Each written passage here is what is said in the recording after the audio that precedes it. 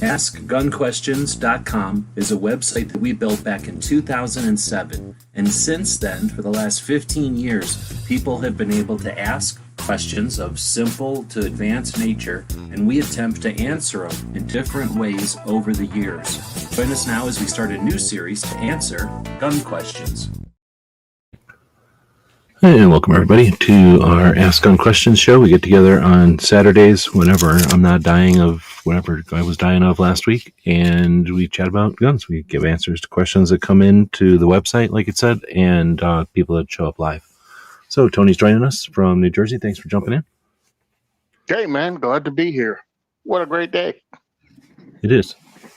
It is out here, actually. We're having, they tell us, they said that this week is finally getting to be like actual weather in Arizona, so, which is fairly mild, honestly. It's not too bad, but a little colder than it had been the rest of the winter so far. What's the weather been like up there? We don't really talk about it too much. Yeah, it's effing freezing up here. It's cold. And that's the norm, though. I mean, you're right next to the ocean, so you get all that. Yeah, we got that. It was really cold. We had the dusting of snow on New Year's. I think that's what happened. That's when it was.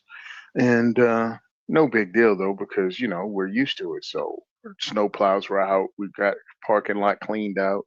I mean, it's just no big deal. It's just cold. But my wife is like, yeah, I don't ever want to move to New Jersey again.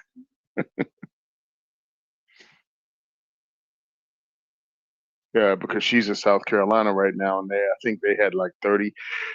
It was down to in the 30s, and she was like, yeah, I don't want to move back to Jersey where it's in its 20s all the time. No, because when I'm talking it's cold, it's like in the 50s, and that's enough for me. I don't understand. I mean, I get it. I grew up with all that, but I don't understand anymore how people can, when you can move, when you have the choice, like why you'd still deal with that. I mean, I get it if you have to, but once you don't have to anymore, then I'm all about not having to. I'm just laughing because I'm like, bro, how are you homeless in the winter? Like, if you homeless, you have pretty much all of fall to get the hairy heck out of the Northeast. Like, no, I'm not sure. staying. well, that's getting into a whole nother thing about, but anyway, that's getting into a whole nother thing, but yeah. Let's see. So first, Woods is asking, did you get the message from last week? Because I don't have Instagram on my phone, so I usually, like, when get that food poisoning, I barely can get to a phone. When I know it's coming, I get to a phone, and the first thing I get to is, the first thing I got to was Discord. That's the only thing I really have that's like a social on my phone anymore, other than emails. And I just couldn't navigate email, but I was like already in Discord. All I had to do was like click 2 buttons to get to a different screen. And then I typed in there, like, could somebody tell Tony I'm not going to make it? So he's just finding out if he was able to get through to you last week. I didn't want to leave you hanging. Actually, no, I didn't. How did you send it? Yeah, don't worry about it. No, I didn't know, but I'm hard probably Instagram. Messages. I'll probably end up putting Instagram on a phone and then leave it in my room or something, so that if I am in that situation, I'm not leaving you hanging. Because I feel bad, but it comes on and it's like nobody cares about this, but I'll be sitting there doing my thing, and then it just happens like really fast, and then I just know it's happening, and the first thing I do is just go to bed because I know it's coming. And anyway, when it happens at like 6 a.m, it's no big deal, but this time it happened at like 2 a.m. or something, so I thought perhaps it might end by the time we were going to do the show. But anyway, at about 10 a.m., I was like, there's no way. I just found it. Okay. I went through, and what the heck is it? Oh, dude, wow, I have 15 messages I haven't looked at. I apologize, everybody. That's one of the reasons I got rid of Instagram, or at least I have it on my computer, but I don't use it on the phone, is because there's a lot of people that contact you because you have Instagram. And I guess that's the reason to have Instagram, I suppose, is it acts as like a filter for contacts, other than like getting a phone call. That's just, you're going to get the phone call if somebody calls you. An email, it's going to go into a pile, but Instagram, it's like a little bit different pile since it's a message. But I do the same. Like, I'll go in there and go, because there's like 4 different places where messages go. Some of them you see, and some of them, like, you've never talked to the person before, you don't see the message. It's like a request to message. And that's where I'll feel bad, because like 6 months or 8 months ago, somebody actually had a real question. But the problem is they don't realize it's in 1,000 other weird things that aren't really questions. Yeah, I mean, there's people that send me memes and stuff whom I don't know, so that goes to the request. So pretty much, I just don't pay attention to it. So I do apologize. Uh, uh, Pretending to not like my emulator, that's called rationality. That's not pretension. That's not pretending. Gun question: are Turkish guns okay? I own several. My Stogers are good, but others are questionable. I mean, that's like so saying are guns made on the east, east of the Mississippi. That's about the same thing. It's like just it's a political boundary. So I think that people in that region or that realm have been making guns for a long time, and that means that there's people that love their thing and they like their artisans and they appreciate their craft, and then there's probably that like there's a group of people that understand how to make a gun and what materials need to happen, and they punch in at 9 o'clock and they leave at 5, and you know what I mean. Like if the gun is made, it's made, and that's enough for them. And those are probably the ones that get the bad rap. And there's something, some spectrum in between, and probably some outliers that are worse. But I don't know. I don't personally like them because I think of the political side of it, not so much the gun side of it. I think some of their guns are goofy, but I don't think that's necessarily the gun maker. If a lot of times back in the day, at least, like a store would say they'd go to SHOT Show and say, "I want to make my own gun." For some reason, that was like something they wanted to do. So you can't go to Ruger or Colt and go, "I want to make my own gun." They're going to go, "Fine, give us $1 billion or something." Like Colt and Ruger don't do that kind of stuff. But people in Turkey will, right? Like if you say, "Hey, I want to build my own gun. I want it to look like this," they'll go, "Okay, here's how much it'll cost and how many do you need." And that's, I think, what happened. There's a bunch of people who were like, "I want my own gun," but they didn't really want to spend the money to like create it. So they went to Turkey and said, "What do you got that's different?" And they'd be like, "I don't know. What about this?" And then they'd bring it over here and sell it, and then it would get most of the time a bad rap, I think, because they were kind of weird designs or like outliers or, something that other people didn't pick up for whatever reason. Like, because at SHOT Show, those Turkish wholesalers are going to SHOT Show and saying, "Hey, RSR or Lipsies or whoever, like, look at this stuff we have." And they're like, "Okay, we'll take this one, but we're not taking that one. We know that one's not going to sell.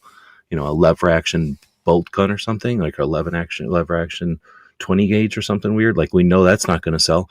But like that other company, is going to say they're still, they still want the Turk place in Turkey still wants to sell it. So that other place is going to eventually buy it."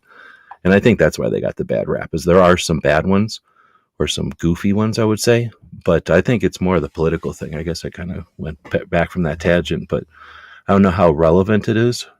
I mean, it would be the same as like I wouldn't buy guns from a lot of parts of the world that are whatever funding terrorism, funding the other side of battles that we're on and stuff. So I think that's where at least a chunk of the people don't like Turkish guns. I'll quit ranting. What do you think? What's your opinion on the Turkish gun scene? the Turkish gun scenes, I hear people say all kinds of things about it. And I'm like, yo, bruh, if I can only buy from countries who I agree with politically, I couldn't buy American guns. So, I mean, do I not buy them under That's Biden kind and of only true. buy Yeah. them under Trump? So, yeah, I'm like, yeah. So I don't even let that influence me either way for the most part, especially when I'm sitting here with a phone with all the parts made in China in my hand. So, yeah, no, I don't allow that to bother me because this is how we came up. I mean, while you and I served in the military, you know, against the bulk war against freaking commies, the American government was also selling grain to the same communist government so their people could eat. So yeah, I don't let that bother me anymore. Well, and So now when it communism was like all somebody else over there, not like mhm, China, or I mean, like us in Canada. Like Turkey is right next to some of these countries, so it's not, you don't mhm. really you can judge from over here. It's harder to judge when you live next door to people. Yeah, when you live in between them and you've been the crossroads of battle since the beginning of recorded time. Yeah, so I let that alone. Um, Now let's talk about the quality of firearms in the different companies. I think many Americans, including myself, don't know all of these company names because it's kind of complicated, right? How do I know the difference between one Turkish company and the other and don't know if they're all under the same family? I mean, hell, how many companies does Beretta own? You know what I mean? So I don't know which companies are like SDS Imports works with TSOS out of Turkey, but I'm sure TSOS works with other companies too, and they just sell under a different name. Gerson is another company. I'm assuming TSOS and Gerson are two different companies because of the products they put out. Some of Gerson stuff is good, and some of it kind of like is questionable. I think if I'm watching, EAA is the company that imports the Gersons into America, and they have some stuff that's hit or miss or whatever. And TSOS, on the other hand, supposedly has better, 1911s, but they also own a company called Tokarev that makes shotguns. They also own a company called Military Armament Corporation that makes like military clones of guns because they purchased that name from the old Mac company. And I met the guys from TSOS and SDS Imports and and Mac at SHOT Show, and actually had a conversation with them about how their guns has a better reputation. This is in 2024 when many people still hadn't heard of them, and um, they were talking about how they have a guy. Actually, I met the guy who lives in Turkey, and his job is to do QC, quality control, at the end of the line there in Turkey before the gun leaves the factory and gets on a boat. It doesn't get on a boat if the QC is off, according to him. And this is just a conversation that was had beside me that I was not really a part of, but then I jumped in on it and started asking specific questions. So I think some manufacturers do something like that, have a person actually living in the country, and the other people take whatever comes off the boat, and then you get what you get and have to depend on the warranty. So as always, buyer beware. I think TSOS is the one that pulls ahead. Again, it's TSOS, Tokarev, and Military Armor Corporation. So those are the three companies, and depends on what firearm you want. And I'm talking with TSOS, they have really good pistols. They actually sent me one. And I can't wait for my paperwork to go through so I can run their PX9, which is a polymer striker fired pistol that they make that takes P226 mags and the cutouts for the sights or Glock. So what they did was cut through a bunch of the BS and just, developed a striker fire pistol that looks kind of like an XD and I forgot, XD and a VP9 had a baby. It had all the side plates and stuff from the P30 or even the VP9, so you can. It has 20-something different combos to make the thing fit your hand. The most I've seen somebody run through is 3,000 rounds through it and do a 3,000 round review on it. They had no real problems with it. So buyer beware, check stuff out, watch out for people that are fanboys or that just take a check to tell you everything's good. But you should know that by now if you're watching YouTube and GunTube for a while. I'll be giving you updates on mine because nothing was going, hey, Tony, come make sure you give us a good review. They didn't even give it to me as a review gun. I was talking to their guy for the last 3 years, and he knows what I do. He actually started following me and supporting the work we do, and he sent us 2 guns, not to do a review on, but to use during the diversity shoots. And I make it plain to these people when I talk to them, you can't send me garbage for the diversity shoot. If I'm introducing someone to a firearm, it has to freaking work. I don't know what these people might have gone through for this to be their first day to pick up a gun, and your firearm may be the one they pick up and just establishes their image of firearms their entire life. I can't have garbage. So they sent me the PX9, and they also sent me their version of a Benelli M2 clone. They called it that they did in a collaboration with Agency Arms, and it's called the Agency Tradesman. So you can look it up. It has lots of bells and whistles. So what do I think of Turkish guns? Buyer beware, just like you do with American guns. I mean, when you roll up and go, hey, I'm looking for a pistol, and I don't know what an American gun company is, but here's at the table you have Colt. We can still pretend that's an American company, right? We have Colt, we have Springfield, we have Smith & Wesson, we have High Point, and we have Kel-Tec, all at the same table. What would your take be when somebody says, hey, those American guns over there, what do you think about them? Well, Springfield's about as American as Colt right now, right? Yeah, Springfield is about as American as Cole right now. I mean, truthfully, it's between High Point, and Caltech that is still actually American. And Smith, it And was. technically, But yeah, Caltech is whatever he was, Swedish or yeah, George Swedish or Kelgren. Well, whatever that Swedish country was, or whatever that Europe country was he comes from. But yeah, that was originally. I mean, he spoke that language and stuff. He built the first gun over there, so it's not like he's an American that comes from that country. Like he came to this country to sell guns as an adult after designing the first tech. So, I mean, yes, he's an American company and everything, but I would put that caveat on it. It's not like Colt or somebody who was born here and the hundred, invested in the what do you call it, like the lore of the country. Caltech's been around for a while, but not lore of the gun culture or nothing like the time. Not like Caltech. so I'm not bitching about it. I'm just saying that realistically, they're not. I don't. I put a caveat. It's not like a Ruger or something. Is all I'm saying. yeah, the reason I pulled those up is because I did want that question. Like, what do you call an American gun? Is Caltech an American gun because they're out of Florida? That's where they started. That's where they stayed. Him being an immigrant, does that have anything to do with it? Because I mean, in that case, Heritage Manufacturing was found by Cuban Americans. Like it's an American company out of Florida.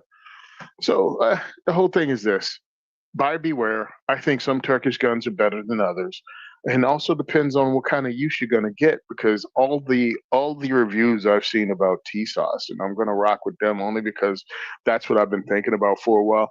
All the reviews I've seen about T-Sauce was it's a really good gun for the money. And then when you compare it to Colt, it's still a good gun and it beats Colt out because they use actual forged steel parts. They don't use MIM parts in their 1911s. So I really wanted to get one of those from them because I wanted to check it out, and I refused to buy one. I refused to buy one because I have over 20 events a freaking year that I'm going to bring these firearms to. And if these firearms companies want people to see them, they should send them to me. I shouldn't have to pay for them. Sorry. But you're getting free range days almost 2 dozen times a year. Send me the freaking gun if you want people to see it. Well, going back to the Turkish thing, and then your answer with kind of the depends, and then examples of the ones that are put in more attention, like having a person in country, that kind of thing. My question I threw up there because didn't want to interrupt you, but I wanted to get your Yeah. idea on this one. Is do you think that that's like just a time on the clock, like a company that exists for a year? They're going to try to make a gun, right? Like 2 years, 3 years, they're going to try to deal with any issues that come up with that gun, make new market or whatever. 10 years later, they're testing their presence in the market. You know what I mean? They want to see their longevity. So now they're going to care more about their reputation and stuff. 20 years in, they might be thinking, I'm competing with Colt and Ruger and that kind of thing. Cause they're like Caltech. I was just giving them shit, but they're 20, 30 years into this game or whatever. So then at some point, I'm sure that it also comes, I don't know if it's full circle, but it also probably is a curve where it comes back and then it's like, well, I'm so big that, what do we care about a customer or two? You get into your syndromes of like too big for their growth or whatever. So anyway, I was just wondering, do you think that it's just a time and a clock thing, or do you think it's just some people have more of a work ethic, some people care more about their product, some people care more about the customer, that kind of thing, and it's just a roll of the dice type or something? Okay, so what I noticed with these companies that we're just hearing about now, like Diria Arms and TSOS, and I'm only going to use these two because of when they popped up. I think these are people from other companies that got together and went, look, if we want to hit the American market, we have to do this, this, this, and this.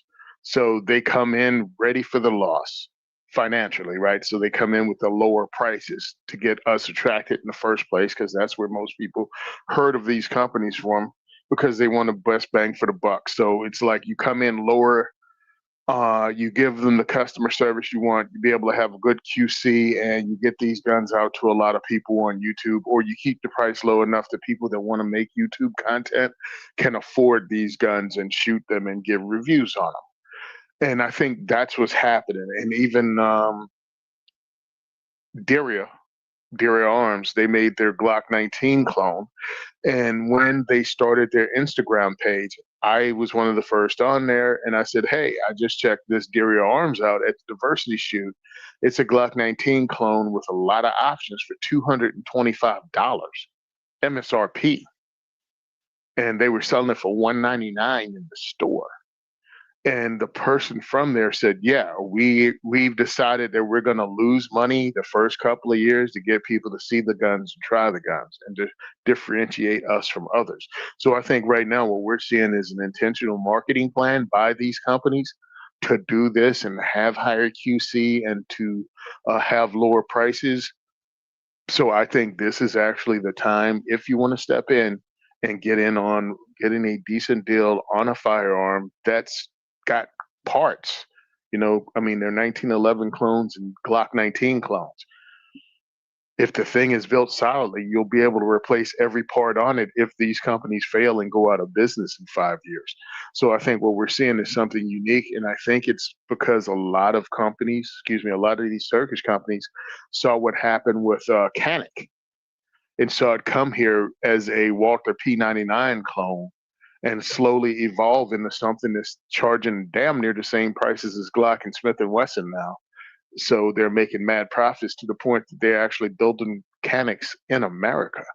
So I think they saw the playbook and they're just don't have to play that long game already. You know what I mean? Canic already blazed the trail from Turkey here to show you how to do it, and I think that's what we're seeing now.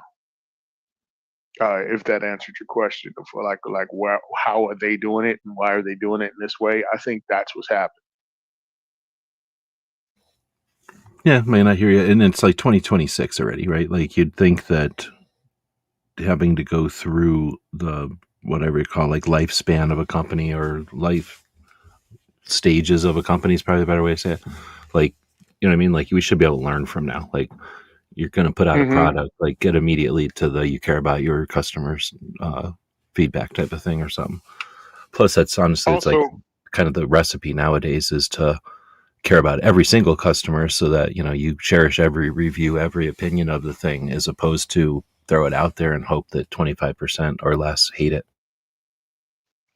what and I think what these companies have learned from witnessing what happened to Kimber is you can't have a bad reputation and then work your way out from it because it takes forever.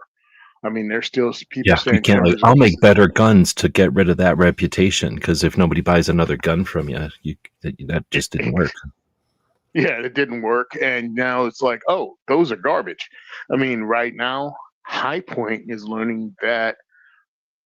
Um, well, people are always going to say High Points are garbage when you got people like me that go, no, they're not really. Um, but you're getting what you're paying for, and now they're putting out AR-15s, and it's like people are asking, oh, well, is it built the same way their pistols are? No, it's a mil spec AR-15 made from 70-75 aluminum. But everybody, excuse me, a significant amount of people are asking that same question as they're looking at the gun, going, is it built from Zymac? And it's like, dude, it's the same exact size and look as an AR. It's not built out of anything. It's not built out of zinc, press, what do you call that? When they take it, and crush this powder into a metal. Anyway, they're not doing that. No, it's an AR-15. So yeah, when You you have a mean MIM, reputation, what you were talking about before? yeah, it's kind of like mem parts or however the heck they build those slides for High Point. I'm like, it's not a blowback AR-15, bro. It's an actual regular AR. And hopefully I'll be getting one soon because I've been talking to them for a while about getting an AR out and something in the middle of the road. But that's another company, you know what I mean, that has a reputation of being what High Point is. And now they're putting out an AR. And even as an American company, people don't want to believe it. So if you're a Turkish company, yeah, you better come correct. Excuse me, if you're a foreign company or any company, really, you better come correct with the first gun. They're not really, the market's at this point not going to let you figure it out on their dime. SIG needs to kind of figure that out. Stop using your customers as beta testers for your product. And that's something that I don't think it was unique to any company. I think that was, or even any industry. I think that was just the way of the world. Like, I don't think it was even a conscious decision as much as like, you were only going to be able to make things so perfect back in the days before robots, right? Like before computers, they could only make things so precise or with, at a cost, right? Like you could always do amazing stuff for enough money. But for production like rates, production level, you expected what was possible, and then machines got better, so that that level of what expectation has changed. But you know what I'm saying, like the way the world was back in the day, if you made ice cream or something, you knew you had to depend on milk from somewhere, so you probably built your ice cream company near the milk. And then same thing with ice or whatever. And then when refrigerators came along, you could probably be a little bit more, you could have a ice cream place in Texas or something. But you know what I mean? Like at some point, if there was a warm winter, people didn't expect ice cream until next winter. You know what I mean? Like they just had a reasonable expectation that like, well, there wasn't a lot of ice this year, we're not going to have ice cream through the rest of the, I don't, I'm just making shit up, but you know what I mean? Like, and then you get to 2025 and you go to the store and you just pick some random grocery store, you think about like a pint of ice cream, since I'm talking about ice cream, you can go into a gas station, you can go into a convenience store, you can go into a grocery store, you can go into a drug store. You could probably go into more places than I can think of and get that same pint of ice cream that's coming out of somewhere, right? Like Texas or Vermont, or wherever the ice cream comes from. That's a hell of a lot of ice cream. And if you walk in there and you're going to get your chocolate chip mint ice cream and all they got is butter pecan and bubble gum and 3 other kinds, you're pissed. You don't think about like, oh, there's 7 different kinds of ice creams here. You're like, the one I want ain't at this place. You know what I mean? That's the world we live in 2025. In 1925, you'd be like, holy crap, there's ice cream. I appreciate that. Like it's a flavor of ice cream. Amazing. I'm happy. Now we're like, what? My particular flavor of mint ice cream isn't here? Yeah, I'm going to write a bad review. Yeah, right. Where's my Madagascar vanilla? Yeah, this is regular vanilla. This regular pedestrian yellow tinted vanilla. I need Madagascar vanilla. And free trade chocolate, which is a new term I just learned because somebody gave me some Tony's chocolate. Oh yeah, that's good stuff. Yeah, I just I sent it to my wife for Christmas. Nice. Just so I could say I gave her Tony's chocolate for Christmas. Giggity. So just so you know, you never mature, or at least I haven't. Yeah, dude, it's what we accept now for the most part. It's like, no, we're not going to take this. We're not going to take. We have so many more options now that we don't have to wait for a company to mature and get on their feet and get their stuff together. If you come in the market and you don't have your stuff together, you better have a heck of a personality or something going on that makes people accept that you put out a product that's not ready for prime time. Now, I don't know what it'll take. I don't know how many gun tubers you have to have out there to go, no, guys, it's really good. This one's good. And they're frying their way. Like, you have to do something. You got to have somebody out there being your cheerleader. Because for the most part, when everybody can have a say on a forum or on their own YouTube page or a podcast or whatever, you're going to have to dig your way out of some stuff if you're brand new.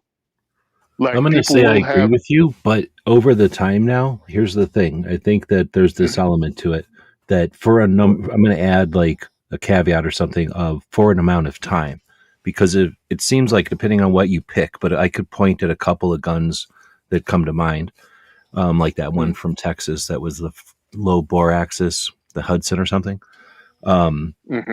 Right, but things, I guess that's not a great example because it's not Turkish or whatever. But I can think of instances where it's because it's a flash in the pan, and because of just the nature of our gun community, I've already figured out and taken it. I'm just assuming at this point that it's not going to change. But people, some people like guns their whole life. Like there's the whole thing about who's gun owners. That's one Hmm. thing, but that's not all of it. The other part of gun ownership is how long you're going to be a gun owner, like how long you're going to give a shit about guns. And some people, it's going to be our whole lives. Like that's probably those of us that talk about this every week. And then there's True. people that, like, I talk about guns and I don't even go shooting. Like I talk about guns and I haven't bought a gun. Oh, I bought one gun last year, right? Like I talk about guns all the time, but it's because I care about so much more than just the guns. But then there's people that are like, I'm afraid I bought a gun. I need to pick up dog poop. I bought a dog scooper. You know, I need to make soup. I Hmm. bought a rake or whatever they buy. So they don't even think about it. And then everything in between, right? So I think that there's that element is that people are going to come along and they're going to care. And like, okay, that person who's buying their third gun, they care about the reputation of the company and if their gun's going to last. You know what I mean? That person that's buying their 17th gun, they definitely understand all this. They care. They're absorbing all that. But probably by their 17th gun, unless they're just rich and they're buying a bunch of guns all at once, they've been around for a little bit, so they've already kind of figured out what I'm kind of talking about. But I guess what I'm saying is that you can kind of pull the wool over our eyes again and again eventually. Like you can come back and pull the wool over our eyes. And as gun owners, like we all know, let's say, I don't know, think of like the plastic framed AR or the plastic receiver ARs. Those you can't even think of a name of a company because they've come around more than once. Like when they first came around, it was before the internet, so they had a Hmm. reputation. Then when the internet happened, everybody was talking, and the first couple of people on the internet said, "What about polymer ARs?" Except back then we called them plastic ARs, and then it was like, "Here's my opinion," right? And then all of a sudden there was this, and that's actually probably a good example. Like there was this massive wave of opinion, and then a couple of companies were like, "Plastic ARs, huh? I'm going to build one," even though they didn't care about that. Like they totally failed doing this in the past. Like other companies failed doing this in the past.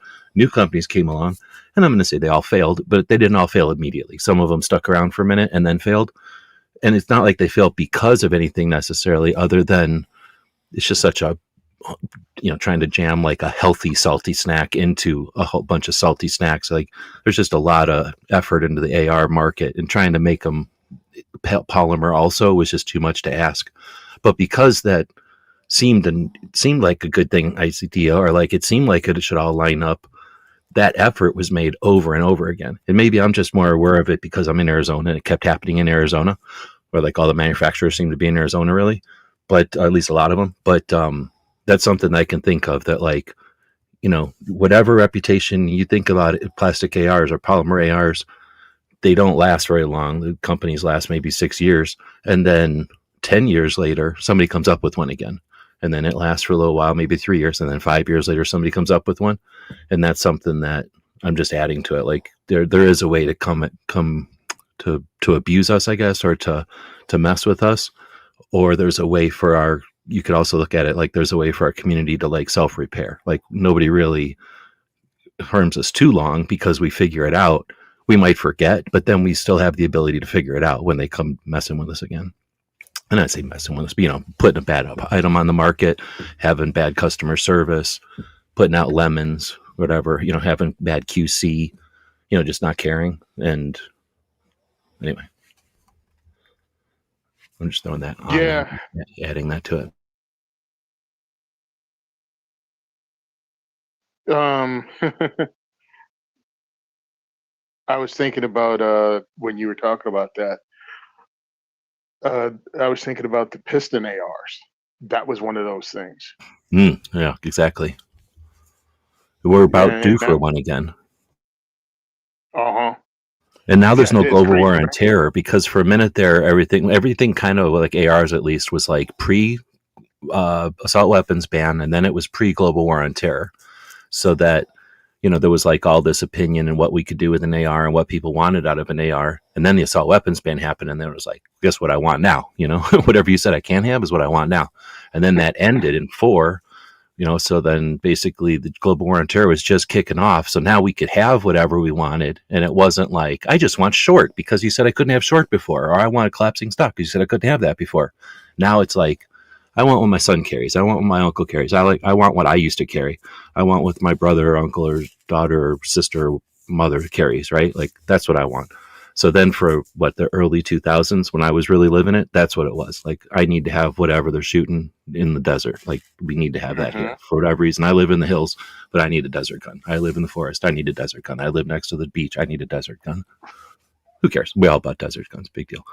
But anyway, so I think that's a good point. Like, I think that pistons are a great example of that too. Yep. I was one of those dudes that refused to buy into the piston bull crap. Well, it poops where it eats and it stays cooler. I'm like, it stays cooler there where the AR was designed to be hot. I'm like, the AR wasn't something that was thrown together. It was designed by a team of people that are really smart. Yeah, and they worked tried out that, really well. like, right? Like, Yeah. they made the Air 180. They tried other things. Like, they kept the AR because it worked through all that shit. Yeah. So you buying a kit from Adam's Arms and throwing it in your AR is not just as good, bro. And no shade on Adam's Arms. They went out of business twice, but no shade on them. It was just that was one of the more popular kits that I guess worked. I mean, I have an Adam's Arms upper that they actually manufactured as a piston, and I really had no problems with it whatsoever. It's just heavy, and it was donated by my co-host Rob, and we named it Rob's Rifle and kept it on the line for a really long time. But when Adam's Arms went out of business, there was no reason to still have it on the line because people couldn't buy it. So I took it off the line, but that was one of those things that was like almost a fad, and a bunch of companies used it, and then it went away, and now it's back as you get a 416. You want an HK 416. You want an HK 416 clone. And I'm like, yeah, okay, whatever. But get one. Get whatever you want. I love the fact that we're in yet another golden age of firearms because I can't keep just saying we're in the golden age. I think we have multiple.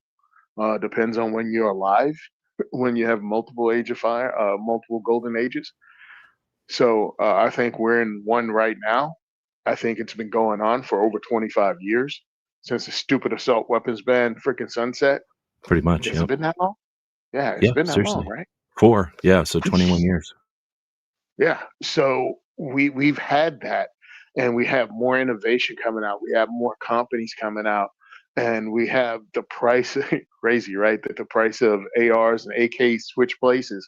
Now an AK that might be okay cost around $800 to $1,200, and a inexpensive AR is sub $300 right now. I think you can get a Palmetto State lower for like $99 today. You can get a complete lower for $99 and an upper for $149 complete from PSA. Sold separately, so you can have the upper sent to your home and the lower again for less than $100 sent to your FFL, and you can put together a sub $300 AR. Well, their build It's like, quality sucks, bro. no, not Dude, really. you can put an AR together no matter what part it is, unless they drilled all the holes crooked. You can replace every single part with a standard part. I'm not telling people what to do, but understand these times, again, to quote my partner Dave, good times or bad don't last forever. Right. Well, I was going to say that's a factor of political level where they said you can't import these guns anymore. So they artificially restricted the flow, the source of the supply of the AKs, like you're saying. But even if they hadn't, then eventually that, we already saw the prices growing because those guns were all built by countries that went out of business by trying to build those things in mass, which is one of the reasons I really like them. And that turns into an economic / political / history thing, right? Like element to it. But then you look at the AR, not as many restrictions as the AK as far as being imported and just like having possession of the real ones or whatever.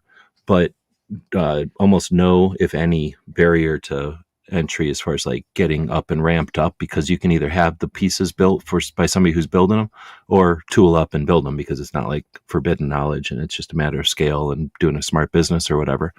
But you know what I mean? Like, you can get the materials. There's just aluminum.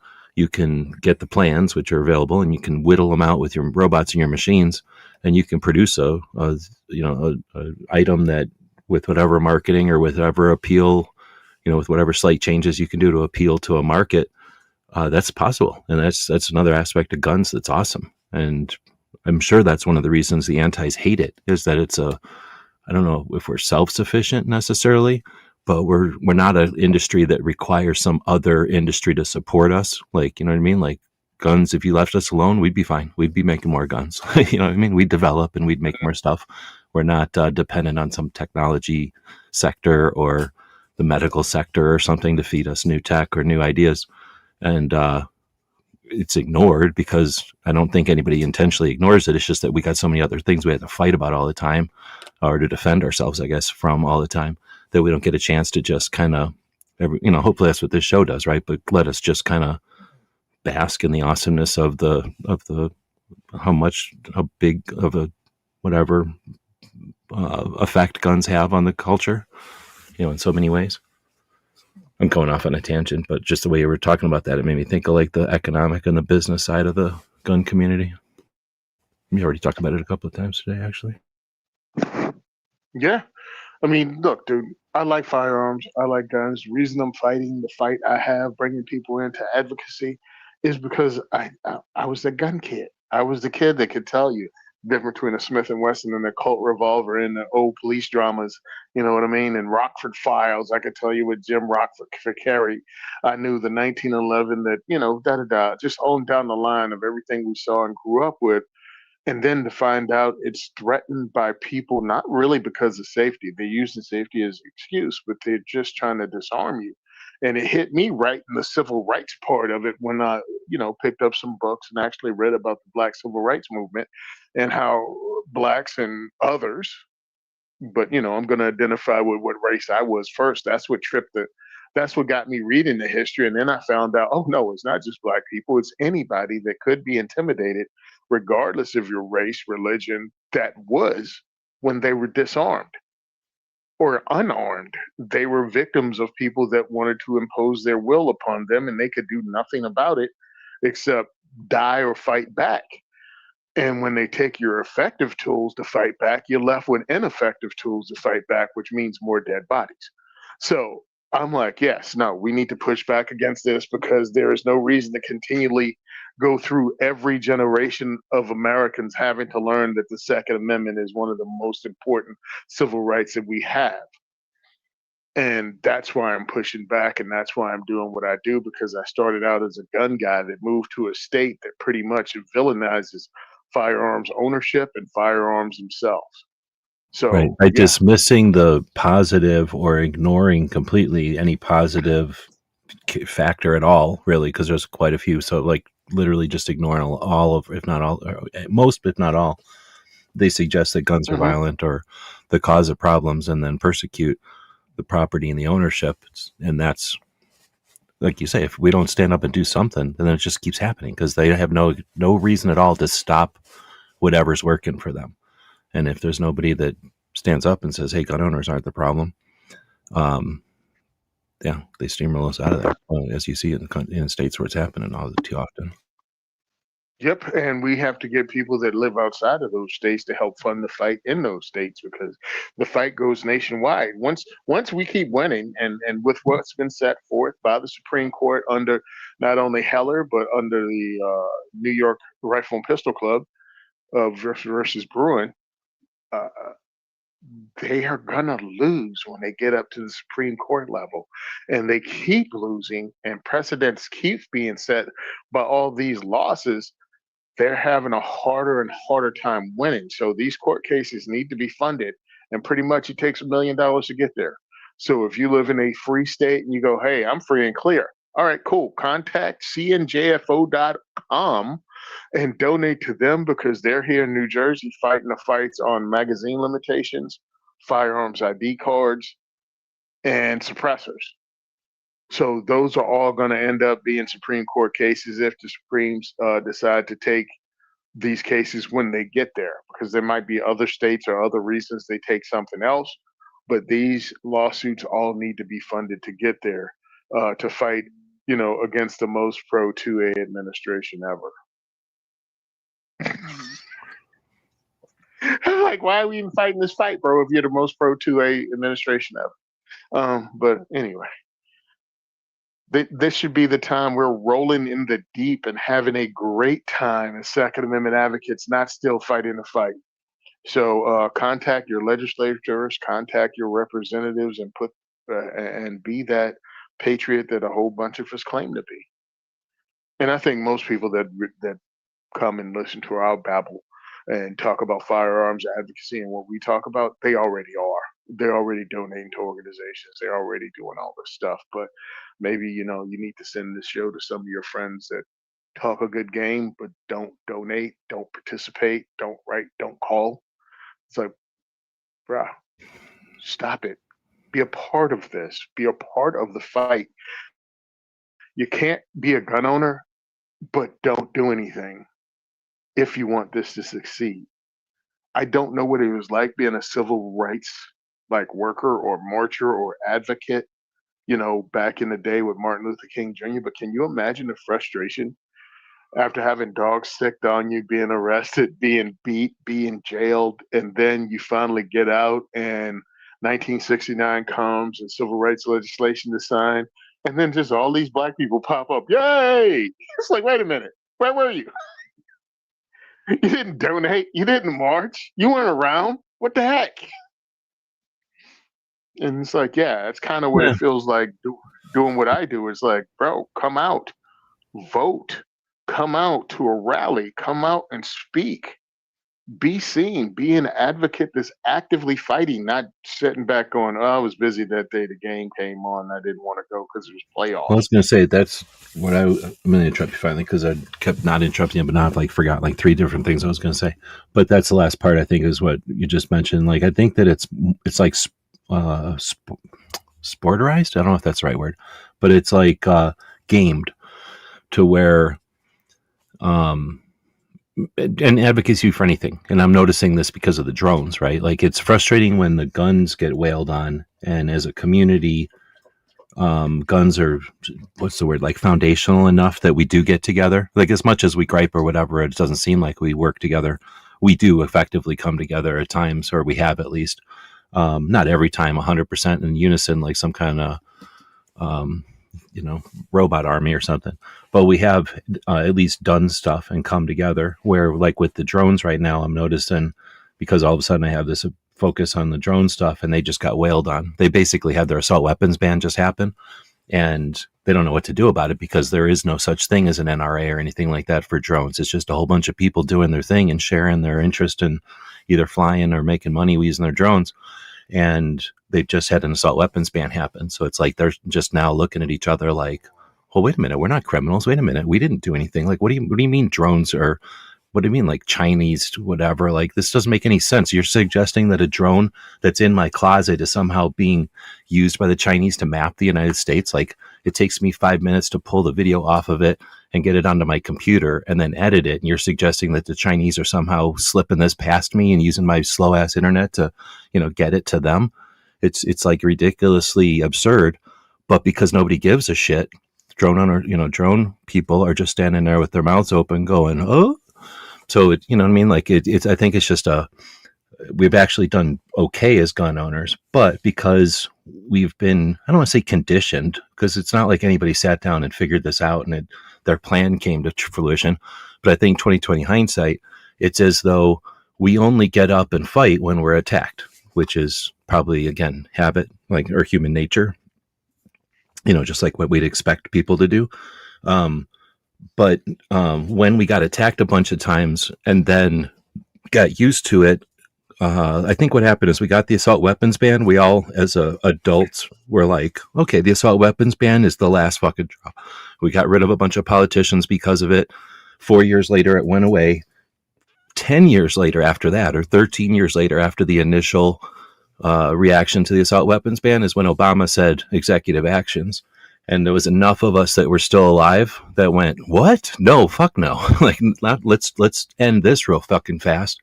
And now, 13, that was 13. So 15, 2015, There was some bullshit about like what guns can be imported or what ammo, and we fought back. So we had this push, and we pushed back, and at the same time, every time they'd push, we'd say we want more constitutional carry, or excuse me, we want more concealed carry, we want more concealed carry, and until 2015, when we finally got all the concealed carry we could possibly get, except for the islands that we don't acknowledge, right, or whatever they're called, what are they called? They're not states, but you know what I mean, the places that like the Dominican and Guam and shit like that, like all the islands that we have influence on that aren't states. That's the only places that don't have concealed carry. But we have, they kept pushing at us little ways here and there, and they won occasionally. But then we push back with constitutional carry. So I think we've done a pretty decent job of like coming together and being effective. It's just that because it wasn't, nobody sat down and said like, my organization's role is to to foster advocacy, or to focus advocacy, or to fund advocacy. Shit, that's actually 3 F's that we fucking need, don't we? But nobody sat down and did that. It just all kind of happened because people would fucking do it, right? And then, like, at least for me, my experience, me and other people, you fucking do shit until you're financially or physically, or you die, right? Like a lot of people died doing this just because they got old, not because they hurt themselves or anything. But you know what I mean? Like people do it until they can't. And then they're, hopefully somebody stands up. But in this kind of a situation, there's not generals. That's what I guess I'm saying. There's not generals. There's not a war plan that we're all following. We're just a bunch of people who are like, fuck no, I got a gun. Like I'm resisting this. And every once in a while we knew what we were doing and helped each other, looking over each other's shoulders, but in little groups and, for skirmishes where we needed it. But essentially we all were Minuteman, and we all went back to doing our thing. And there was no organization that saw that was like, what we need, or like, what would be great is if we don't forget all this fucking shit like we do with every other time we come together as a group of people ever. I mean, seriously, we do this all the time. We come together, we figure shit out, and then as soon as we don't need it anymore, we're like, good, we can drop all this. Let's go back to doing whatever we want to do to have fun. And a lot of times this stuff gets forgotten. So there was no organization tasked with doing it. No organization did it. And I don't know who else could have done it. There's certainly no government agency that would have done it. So it had to be an organization. And since we didn't get it, all we got was a bunch of organizations that were like, let's roll up our sleeves and make $1 million or spend $1 million, doing lawsuits, which is necessary. I'm not saying it's hidden, because every once in a while when they finish, they come out with a big banner and say, look what we finished. But essentially it's just lawyers paying a bunch of money to sit in rooms, right? Argue and figure out who's right, and then figure out that shit in front of judges. And all we get is a scorecard after a while. So that's where I think, I don't know, I'm going off on a lot of tangents there.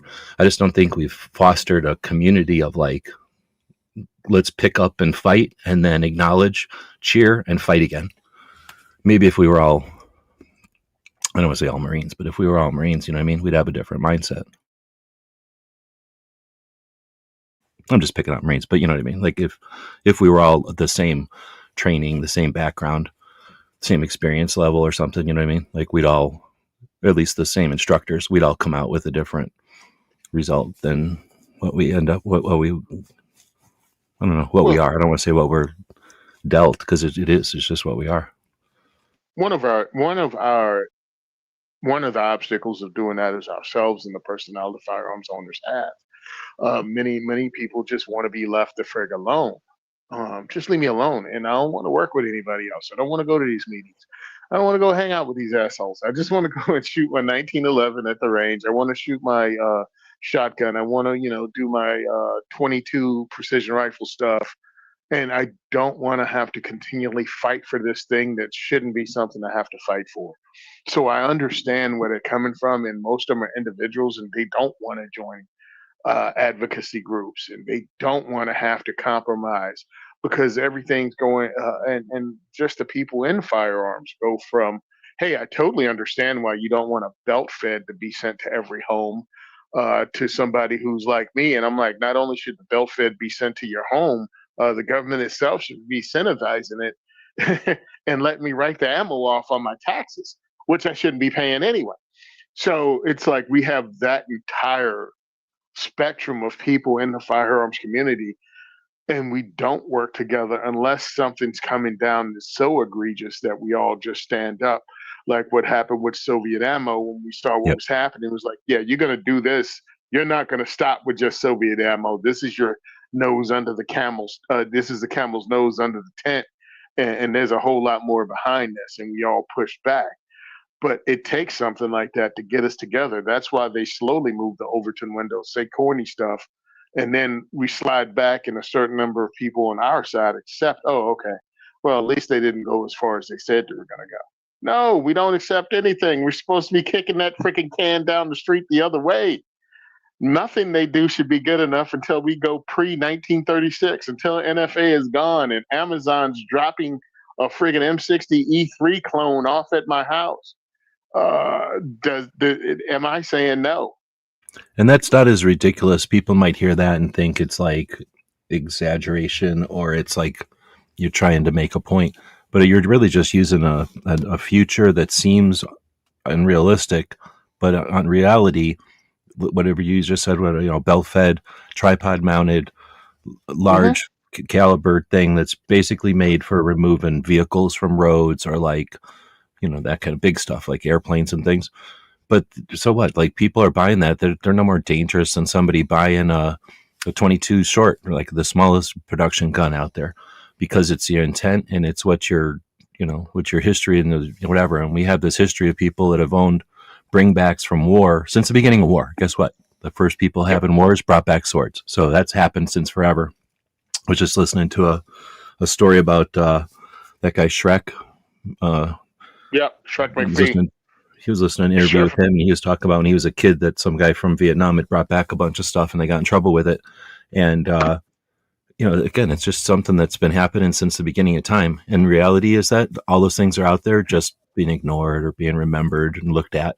But people are just as responsible as they are with the 50 BMG as they would be with a grenade launcher, as they are with their car. There's going to be people who are careless or have accidents, but it just doesn't seem to happen as much with things that are inherently dangerous, because you're on a level of alert and you understand that there's a sense of responsibility to yourself and then the people around when you're dealing with something that's dangerous. So it's just unrealistic to. The knee jerk is to go, oh, he's crazy. He's talking about getting an Amazon delivery of a crew served firearm. Well, no, that's not even a threat. Like, that's the thing. Like you're saying, like there should be an incentive to carry the Ma Deuce or whatever, or to carry the 60. Yeah, there should be, because in reality, like if everybody could buy anything they wanted off of Amazon, what are people going to buy? A shit ton of Uzis. You know how many PDWs are going to be bought? Because people are lazy. They want something that, it seems like it's the jack of all trades. And how many people are going to be carrying around a crew fed thing? Just many people in the real military. Not like very few people have to be assigned to it. Nobody wants to carry the heaviest freaking thing that you have to sit there with. So there would be some kind of tax incentives, like, hey, we kind of want everybody one person on every block to have a crew served firearm, a mortar, rockets or something. And that we know that's going to take up a bunch of your garage, or, it's going to be more laborious. So yeah, we're going to give you some tax breaks. I don't think that's unrealistic. That's kind of how it should be if there's no standing army. People that have to do the crappy jobs get paid more. That's just how it is. Yeah, I mean, and when you tell people this that don't know, they're like, well, crime. I'm like, no, not crime. Then the entirety of the NFA, there has been 2 people arrested for committing violent crime with their NFA item. And these were both Korean War veteran Rangers that robbed banks in California using their M2 carbines. That was it. That was it. So to act as if somehow there was this long streak of people who had their NFA item and they used it in crime is BS. And prior to that, the reason there were all these crimes with Tommy guns, there were 12, by the way, during all of Prohibition, all these guns was because the United States itself passed Prohibition and created the whole situation. Oh, yeah, and didn't really guard National Guard armories that well. So that's where a lot of the Tommy guns and the BARs were stolen from. They didn't buy them. They stole many of them. And again, there were only 12 of these drive-by shootings, even though they're in every police drama movie ever made. Yeah, every gangster is just like the default. Just like every gangster is a drive-by nowadays, right? Like is it? Well, I mean, that happens, but it doesn't happen. Like every kid is doing it or anything. Yeah. So the reason the Valentine's Day massacre was such news and made such an impact because it was rare. And they talk about the use of machine guns. They don't talk about the fact that the two people that used the Tommy guns or the crew that used Tommy guns were dressed as cops. That was the way they got the people out and lined up on the wall because they thought Yep. they were being arrested. So yeah, they love to leave parts out, and if you don't know the history, you buy into it. Oh yeah, that they had to ban it because of that. It's like no, you don't even know the whole story, and they intentionally don't tell you the story, just because you need ignorance and fear to push their agenda. Because if you know it, you go, wait a minute, you mean over a 12-year period, pretty much once a year, there was a bunch of people that shot a machine gun that they stole from National Guard armory? At a time when there was no law, period, about guns, period. Like we know what Yeah. it's like to live under so many gun laws that was like no gun laws. I can't even imagine. Like they didn't even think of a gun law yet. The only gun law was there's a constitution and it says you can do what you want. There was no gun laws in 1932 or whatever. There were zero federal gun laws, and if there were any local ordinance, like the ones enforced by Wyatt Earp and his brothers, Oh, sorry. they Yeah, were you're based right. There was on some town. local things, but those were like Yeah, in like Dodge City or something. Like you knew those were there or something. They weren't like anyway. Go ahead. and there was no such thing. I mean, there was things as jurisdictions, and you couldn't cross them. So pretty much, as a criminal, all you had to do was make it across county lines, and they couldn't chase you and avoid state police. So with all No of that, radios, so nobody could radio to the next town over. Like you'd get to that ex- county line and be free because there was nobody on the other line waiting for you. yeah. So with all of that, you still only had one a year. So no, there's not going to turn into the Wild Wild West. Blood's not going to flow in the street, and these people have been using the same lies at least since the '80s. And when you know the history, you know it's exactly what it is—a lie. I'm going to take a break because we're about the hour point, and we've had a couple people that are new ask amazing gun questions. So at least I think Jessica is new. But then we also had whatever the one I just had on the screen from Phantom.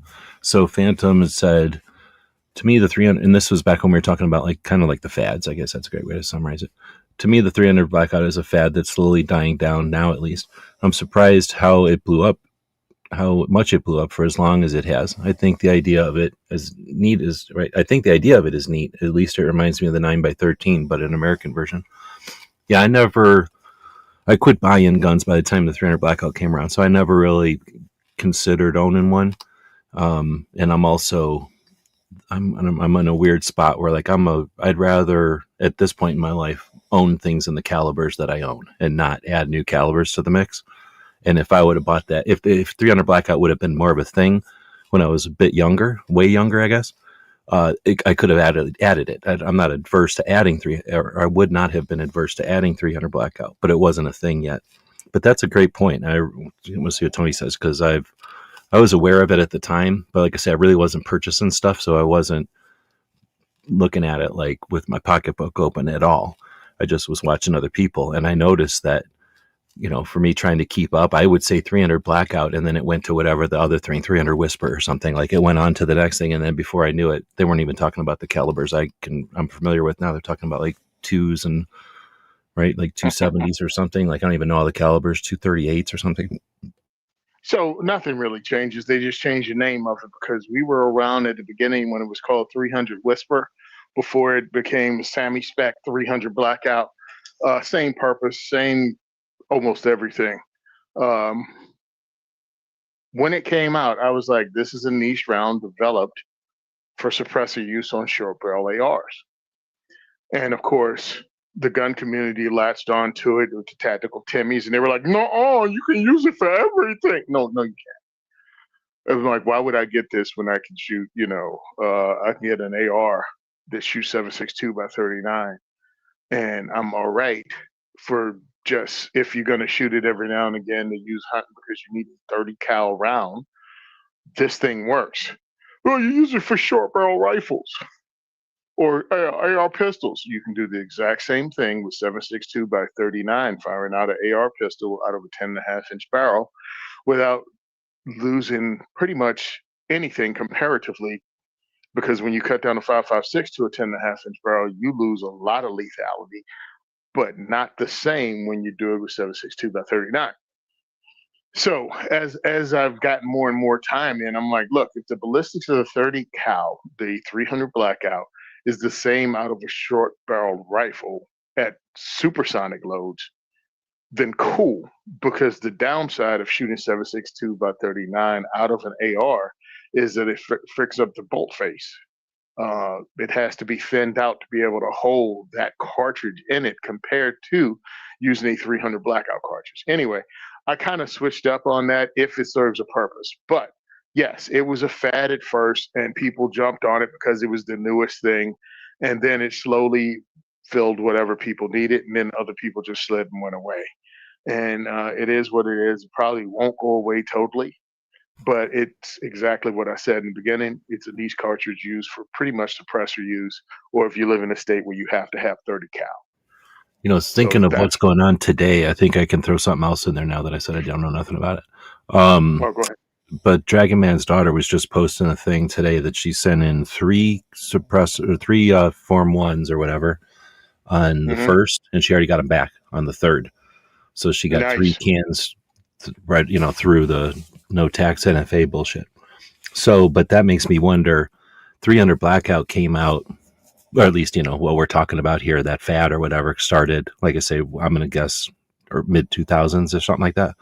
Maybe a little bit later, towards 2010 or something, but a while ago. And then cans were kind of new back then, like the internet kind of helped cans become a thing. So and 300 Blackout definitely helped cans become a thing. 300 Blackout, and I think 45 because they suppress so well, in 22 or whatever. But this isn't the old days. Now there's however many millions of cans out there, so it would stand the reason that you get gun people who are nerds, and then they have a bunch of guns because they're gun hoarders, and then they have a bunch of ammo because they're ammo hoarders, and then they have a bunch of calculators and ballistic bullshit because they're nerds, and then they talk on the internet all the time because they're nerds. So you would imagine that we're not going to stand still and be like, okay, we found the suppressed round that we all like. You know what I mean? Like, that's never going to happen. So I think that 300 Blackout in cans were like, hey, that's peanut butter in the chocolate. That's great. But we didn't stop at Reese's peanut butter cups. Like, you know what I mean? Like, people decided, okay, let's play with this a little bit and let's see what other calibers we can come up with. So, yeah, with 300 Blackout, what annoyed me about 300 Blackout is everybody's like, it's the next new thing. And now I've already read into this, right? Because it was the new hotness. So I read every article I could find by actual people that used it. And what they did was they were using it and it was mostly law enforcement that I read about. But because I don't remember reading about a bunch of military dudes using it, but when they were doing CQB, it gave them a subsonic round that hit hard in room clearing distances, not to be used in hunting out to 150 yards, but in a room. Why? Because the ballistic was the subsonic round for 300 Blackout is a 220 grain round moving at less than 1,000 feet per second. I'm like, wow, that sounds a whole lot like 45 ACP. At a 230 grains moving at like 800 to 850, 900. It's subsonic. We put a suppressor on it. So I'm like, it's not this magical round that hits like a brick. I'm like, we already have something darn close to that now, except what firearms are you shooting it out of? They're going to be dependable. Exactly. I was going to say, except that it's that 45 type knockdown power, let's call it, coming out of a two-handed gun that has 30 round mags that you've trained on since you were born. So, Yeah. The kids that are shooting at those in those circumstances, they literally had that AR since they grew up. So, you know, I mean, And that's there, the difference. Is it's not a they, 1911, it's that. yeah, and they weren't a lot of 45 ACP AR-15s with a suppressor on it that had functioned the same way. Even the mag release is different on the ones that take Glock mags. You know, many of them didn't do that. Now that's different. So now you have 45 ACP PPCs that can be suppressed and kind of run the same thing. And I don't have to spend that much on 300 blackout ammo if I'm that guy. And now that I don't have to spend the $200 on the NFA, I can get a lot more suppressors and I can do it for cheaper and I can get the ammo cheaper. Why wouldn't I shoot a 45 ACP suppressed PCC like a Ruger PC carbine? Or, you know, set up one of the guys that I was dealing with at one time. They no longer do it, which is annoying. Tactical Life Firearms out of Florida was making something they called the Thumper, which is I think it's a one stamp gun, AR-15 with an integrated integral suppressor, but it shot 45 ACP using Glock 20 mags. And I had that at one of the training learns, and I'm like, this is pretty effing cool. It's an AR with a 16-inch barrel, but it's putting out this 45 ACP, and it's almost movie quiet. You know Dude, what you I know what mean? you're almost talking about? I mean, you're talking about an improved or like a mechanically improved Tommy gun. Tommy gun, I or at mean, least that, a grease gun with a suppressor on it. yeah, Yeah, the but it's grease gun with a definitely a gun suppressor on, that's designed, you know, that, what's the word? bro. Like, it does well when you put it in a two-handed Dude, gun. hold on, let me see. Did you see the latest from Justin Moon from Car Arms? Uh-uh. Owner of, oh goodness, what's the name of the company? He also owns Tommy Thompson. Yeah, So Thompson's and then Carr, and what's the other one? There's the third one. uh, uh, uh, he makes Desert Eagles. Right, that's right. Thanks. Yeah, Magnum Research. So he just put out a Tommy gun that has last round bolt hold open, takes a pick rail on top, so you can put a red dot on it, and takes a pick rail in the front, so you can. He actually had a mag pull foregrip on it instead of the wooden foregrip. So he actually has a Tommy gun out that's been updated with modern, um, the ability to take pick rails and also again bolt hold open, last round bolt hold open. I was like, that's cool and all, but who the f wants that? I mean, really, it's like, you know, the Tommy gun. You get a Tommy gun because you want a Tommy gun. I'm sure somebody will want it, and maybe it's a special edition. I was just watching a video because he did a short. He did a YouTube short with it, and I'm looking at it like this is ugly as sin. It's really expensive, and there's cheaper ways I can launch 45 ACP. And what you've done to this, it doesn't even have the same profile as a Tommy gun. Plus, it has the corny ass 16-inch barrel on it, so it just looks like if somebody was drawing a Tommy gun. It just looks horrific. It reminded me of that line from The Godfather. Look what they did to my boy. It just looks bad. But I found it interesting because I also kind of like when they update firearms with the ability to modernize it and to increase its capabilities, like they're doing with the lever actions right now. With companies like Ranger Precision, that gives you the ability to put uh, M-lock on your lever action, so you can mount flashlights and other things on the front of your lever action to give you the ability to again put lights and lasers on it. Why? Because in a state like New Jersey, running something like that makes sense to me if I want to avoid their stupid laws. I have my Henry Big Boy Steel, and if I had the ability to easily mount a flashlight on it, all right, now I'm launching 357 rounds out of a 16-inch barrel on something that's short, something I operate. Uh, you know what I mean? It doesn't look like an assault weapon. Clutch your pearls because it's a cowboy gun. Oh, yeah. So I like things like that. Sorry, I went on all kinds of freaking tangents. Well, that's what we do. I'm looking while you're doing that. I'm just looking for the video of what you're talking about, but I couldn't find it. Let me see.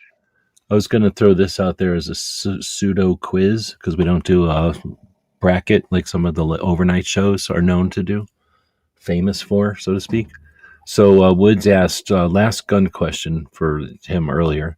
If a caliber has ACP in it, is that always from Browning, from John Moses Browning? And that's the question. How many ACP rounds? And you have to name them. So you get one comment. You can't do like 12 comments and keep correcting yourself. You get one comment and it counts. Your first comment is your comment. The first one to get all of the complete list of ACP rounds, then that person is the winner. So thanks, Woods, for giving us a thing to do a contest about. Snob has asked you specifically if you're as excited to see him as he is to see you in a couple of weeks. I'm so excited. I'm going to have to fight the urge to kiss him in the mouth. That's how excited I am. I will need to be aware that that's the circumstance and be ready to run out of a room at any moment. Just understand, when I see you, I'll give you a dap, I'll give you a hug, and I'm totally fighting the urge of making out with you. It's just, I may or may not be successful. So get ready for an exciting green room. Immediately. Let's see. Woods asked the question, who invented the 9mm and when? So we'll ignore that question because there's other questions. There's real questions out there. Outcast said, in my opinion, we should be as self-dependent as possible. I don't know why I highlighted that one, but whatever we were talking about, I agree. I think that's... Oh, well, it was New York. The guy from New York who said in his speech or something like, I was voted as a socialist. I'm going to govern as a socialist, which is fine. You know what I mean? Like, hell, they did. I mean, he did. So I guess whatever. You can't complain about that. I guess I understand that. Don't agree with it. I don't love it, but I understand it. But then he was like, what did he say? Rugged? Or no, he said, he didn't say, he said something like lonely or frigid, frigid individualists versus the warmth collectivists or some shit. And I was like, ugh, it's just creepy. You know what I mean? Like it's almost like watching a movie, or it's not quite as bad as watching like what they said back in the old days, because they were so like abrupt back in the old days. They just talked different, like in those communist speeches that I've heard. But it definitely felt weird hearing somebody legitimately not in a comedy speech, say something like that. And I don't know. I guess what's weird is now we have to sit here, and I don't know, am I crazy for this, or is there something wrong with this? But I'm thinking about all the people in New York, and Outcast is out there. Well, I guess he doesn't have to worry about this, but all the people in New York City had to hear that. And I mean, even if you did vote for it, I guess some people are like, right on, finally socialism. But I don't think that many people, I think a lot of people were like, I hate Trump, I'm voting for this guy. Or I hate whoever the Republican was, I'm voting for this guy. And now they're hearing this guy say, I'm going to be a socialist and collectivism. But the thing is, maybe they live in a city and maybe that's cool with people in cities. Like maybe that's, they need collectivism. Like that's why they, you have people, 12 stories of people living above you. You got to have faith in people living above you. You just have to, you do. You would have, the faith would be for real, because they're not doing anything to hurt you the same way that you're not doing anything to hurt them. You know what I mean? Like the faith is understood, I guess is what I'm saying. I don't think it's unfound, but so I live in a world where nobody lives above me. I've lived in apartments before, but I've never lived where there's like 12 floors of people above me or below me or whatever. I'm in the midst of all that. So I would assume the people who live like that are going to go, I'm not afraid of everybody. Why would you be afraid of it? And I'm not afraid of living like that. It's just that it seems like there'd be more room for somebody to go, fuck it, I'm lighting my house on fire. Or like, fuck it, I'm leaving the sink going. And, like everybody below him has to suffer with wet carpets for 2 weeks because they left the sink running. But I don't know. You know what I'm saying? Like I just because that can happen, obviously it's not happening every day. And maybe it's that mindset. I don't know. I've never lived in a big city. You live near the big city, so you must have more experience with this. But understand, I live in Jersey, right? So I lived in Um, we live with the stupidity of New Yorkers and their attitudes and their bad choices and the fact that they move here and infect our good state and then drive across the bridge to still work in New York, but they live in New Jersey because the policies they voted for in New York they couldn't afford to live with. And then they still don't get it and they come here and they vote for the same stuff. And I'm talking about because people assume that they just move out of New York and just stop at the next exit. No, no, no. They come on down to Middlesex County and other counties that were farming communities when I moved here in the 90s. And they built these complexes where all of them think, look at all this land I got here. Yeah, look at all this. It's like a half an acre. And they think they're in the country. I mean, really, they think they're in green acres, right? And then they come and they bring their same policies and politics and elect the same Democrats and high taxes and bullcrap. And they go, I can't even afford to live in Jersey anymore. How did that happen? You're a fucking moron. That's how it happened. So that's going to happen. That's going to continue to happen. And this is what they voted for. And prices are going to go up. And bad policy is bad policy. And New Jersey just happened to elect another twit who thinks right now, what the heck they call her? Kamala White instead of Kamala Light. And she's going to have a bunch of nonsensical things happen. And oh, Tony, you're just a MAGA hat. Where no, I'm not. I don't like any of these people, but I'm just pointing out that we've elected a bunch of people that don't believe in individual freedom. And as they don't believe in individual freedom, what we're going to find is more restrictions, higher fees, and that's what's happening. And it's just going to push it out, almost like when you stomp out gang activity in a concentrated area in a city, the gangs just take off to the suburbs and take off to other cities and reestablish themselves. It's the same thing with these policies. And we're going to have a problem. We're going to be seeing it throughout the Northeast. And these people are moving down to South Carolina, North Carolina. Tennessee is huge right now. And of course, they all go to Florida. So what's happening is not as if a bunch of people that live in those states now are becoming blue. It's the people that live in the blue states that their policies that they voted for making it impossible for them to live there. They're infecting red states. And that's why it's very important, again, let's get the circular conversation back, that you fight for the rights in your own state and participate politically. You can't sit back on your butt and wait for things to change and people to come after you. And that's a hard thing for gun owners because, again, we want to be left alone. I just want to do ghetto things with my friends. I just want to shoot guns and be left alone. Well, guess what? That's not going to be a thing now. It is time for you to stand up for the rights that you believe in and support candidates and donate and maybe knock on doors and volunteer for campaigns. Sorry, but the time of the inactive patriot is over. If you don't want things to keep changing and getting worse, you're going to actually have to fight and not just sit on your butt and complain about it. Or just watch things change and go, and just become that old man or old lady at the hairdresser or at the barber shop talking about how great things used to be. Those are your options.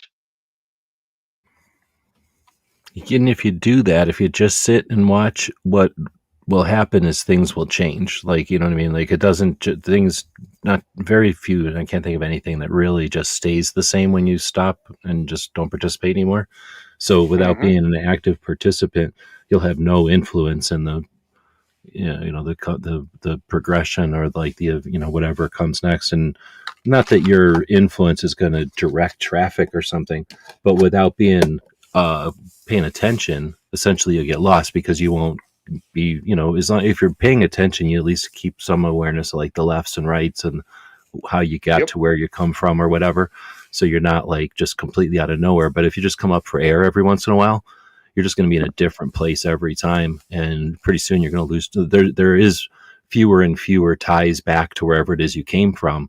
And the people around you aren't going to remember, oh, I don't remember that. Like, I don't remember that. Like, oh, that's an interesting thing you're talking about, but none of it applies anymore. And you'll just be completely alienated. Where if you just stay in it, you don't have to necessarily participate, be the on, constantly and paying attention. But at least if you're, like I'm saying, using an analogy of like, keeping your head above water, being around, at least you have an idea of where you're at and you got your bearings, maybe is the way to say it. I don't know. Yep. I Well, don't want to lose this. Go ahead. Yeah, you won't turn around and go, how did we end up here? No, you saw it, you witnessed it, and maybe even push back against it. Hey, it's not my, hey, look, I did what I could. We took an L, but I fought the good fight, and I still pay attention enough. I keep my finger in it to know what's going on. And example, let's go back to gun guys. I hosted one of my events, and back then when I first started, if you own firearms, you can bring your guns to the diversity shoot, and let your friends and let us shoot them, because I didn't have an established group of instructors at that time. And one of the guys brought a Mac 10 with 32 round mag, 9mm Mac 10, and he pulled it out, and we had it at the port. And one of my RSOs, who of course knows Jersey law, came by and looked at it and walked up to him and said, what you're going to do is close that up, take it out to your car, and all of us are going to pretend you didn't have that, because that particular firearm has been illegal in the state of New Jersey since 1991. And the guy's like, what? Yeah. No one sends out a notice to you going, hey, guy, that firearm that you purchased and we know you have is now illegal. Could you imagine what a politician's like workbook of what your gun is supposed to look like might look like? Like that workbook would be the funniest thing I've ever seen. Yeah, I'm sure it'll either be a flintlock or what they would like you to have. Oh, the shoulder thing that goes up and all that. Yeah, it would be drawn on there somehow. Yeah, right, definitely. There'd be a unicorn. There'd be a unicorn horn on it somewhere. Oh, you just the way it looks. It'll have a bayonet on it, definitely, because that's a problem. But I do have to give it to them. Yes, bayonets are a thing in New Jersey ever since Washington crossed the Delaware and chased the Hessians out, because they went at them with bayonets. That was a big thing. I often laugh at that. What's his name? Fat Electrician just did a thing, just did a video, really good, on Washington crossing the Delaware a couple of days ago. And most people don't know the whole story. They just know he came across. Not how many times he came across or the attacks that happened crossing the Aspen Pink Bridge, which most people don't even know the name of that. Again, I live here in Trenton Ewing area. So yes, this history happened within 6 miles of where I'm sitting right now. But when they ran up on the Hessians, they just bayoneted them. They went straight to freaking sticks. There wasn't open fire when they just came. They just ran across the bridge and stabbed them up. And I thought that was, so that's why they make a big deal about bayonets in Jersey. Because the redcoats hated them then, and the redcoats we have in power now hate them. And yes, I'm angry about that because I have an M16A4 clone that they actually cut the frickin' bayonet lug off. And I mean, not only was it's not really a clone, it was one of the DMRs from Saber Defense that the Marine Corps had, and Saber Defense violated ITAR law because they shipped some stuff to Britain that was against ITAR regulations, and everybody went to prison. The CEO went to prison, the operating officer went to prison, and the company closed down, and they sold the firearms they had, and they were part of the Marine Corps contract. And I have one of those guns that the only thing they did was cut up the lower receiver, and I bought the whole gun, including with pieces of the lower receiver that were still attached to the butt plate. So is it really a clone if it was already sent to the Corps and back? That's what I have. And I actually had to have the bayonet lug cut off so I wouldn't go to prison for having an assault rifle. Ridiculous. Not just ridiculous, but like, I'm offended for you. Like, you know what I mean? Like, that's so absurd. And it's such a, I don't know, slap in the face, but there's got to be a more appropriate word for that. So messed up. Such a petty, it was, just a stupid thing to make you do and ruin the value of something, ruin the whatever, I guess, value. There's, the intrinsic value or whatever, like the real value of it, not just who cares about the money value. We're talking about the real value of the thing. You're killing history. Just be an asshole. So of course I went and I've testified in front of these douche canoes, passed these laws. And when you're trying to explain to them that when you go from 15 rounds to 10 rounds, the firearms I have are no longer legal and I have to purchase mags, they're like, all right, just purchase new ones. I'm like, I have over 150 magazines of different calibers that were legal until you decided they weren't. And now it's incumbent upon me to drop $35 to $45 on 100 items and get absolutely nothing out of it except less capability and nothing's. And I'm smart enough to realize my firearms are only less dangerous to people that are attacking me. If I wanted to go into a room of unarmed people, I'm just as dangerous with a 10-round mag as I am with a 15-round mag because I'm a murderer and don't care about the extra time I would get from mag capacity over mass murder. Well, and I know what you're saying, but I don't think you need to use that example because you would never do that. So, although that's technically accurate, it's not theoretically ever even an issue. But a criminal, a murderer, who, some actual murderer, is never going to obey no stupid law. They're going to go get whatever gun they want and do whatever they want, or they're going to get a bomb. Well, the reason I said it is because I'm sitting there and you're talking to them. You're trying to have a conversation, but you can't ask them individual questions because, of course, they're cowards and they won't answer individual questions because they don't have the ability to. They're there because these are the committees that pass this stuff on to get to the floor for the other puppets to vote for. And you're trying to have a conversation because they say they want to have an open and honest conversation, but they can't hold up their end of the conversation. And you're just looking like these are the people making the laws. Oh, snap. Now, I got to write that down. Go ahead. I don't want to interrupt you. Yeah. So anyway, this is why it's important to participate. This is why it's important to write letters and establish relationships with your politicians and your representatives. They are not your effing leaders. They're your representatives, and they should and can be replaced. And they should be replaced regularly, much like a dirty diaper, the first chance you get. But anyway, go ahead, man. What are you talking about? Well, I didn't want to interrupt you, but it made me think, and this is, now that I wrote it down, it's not like it's new or anything. It's just that, and I'm writing it down in a very general way, which is like shout at the clouds or like complain to the choir, or preach to the choir.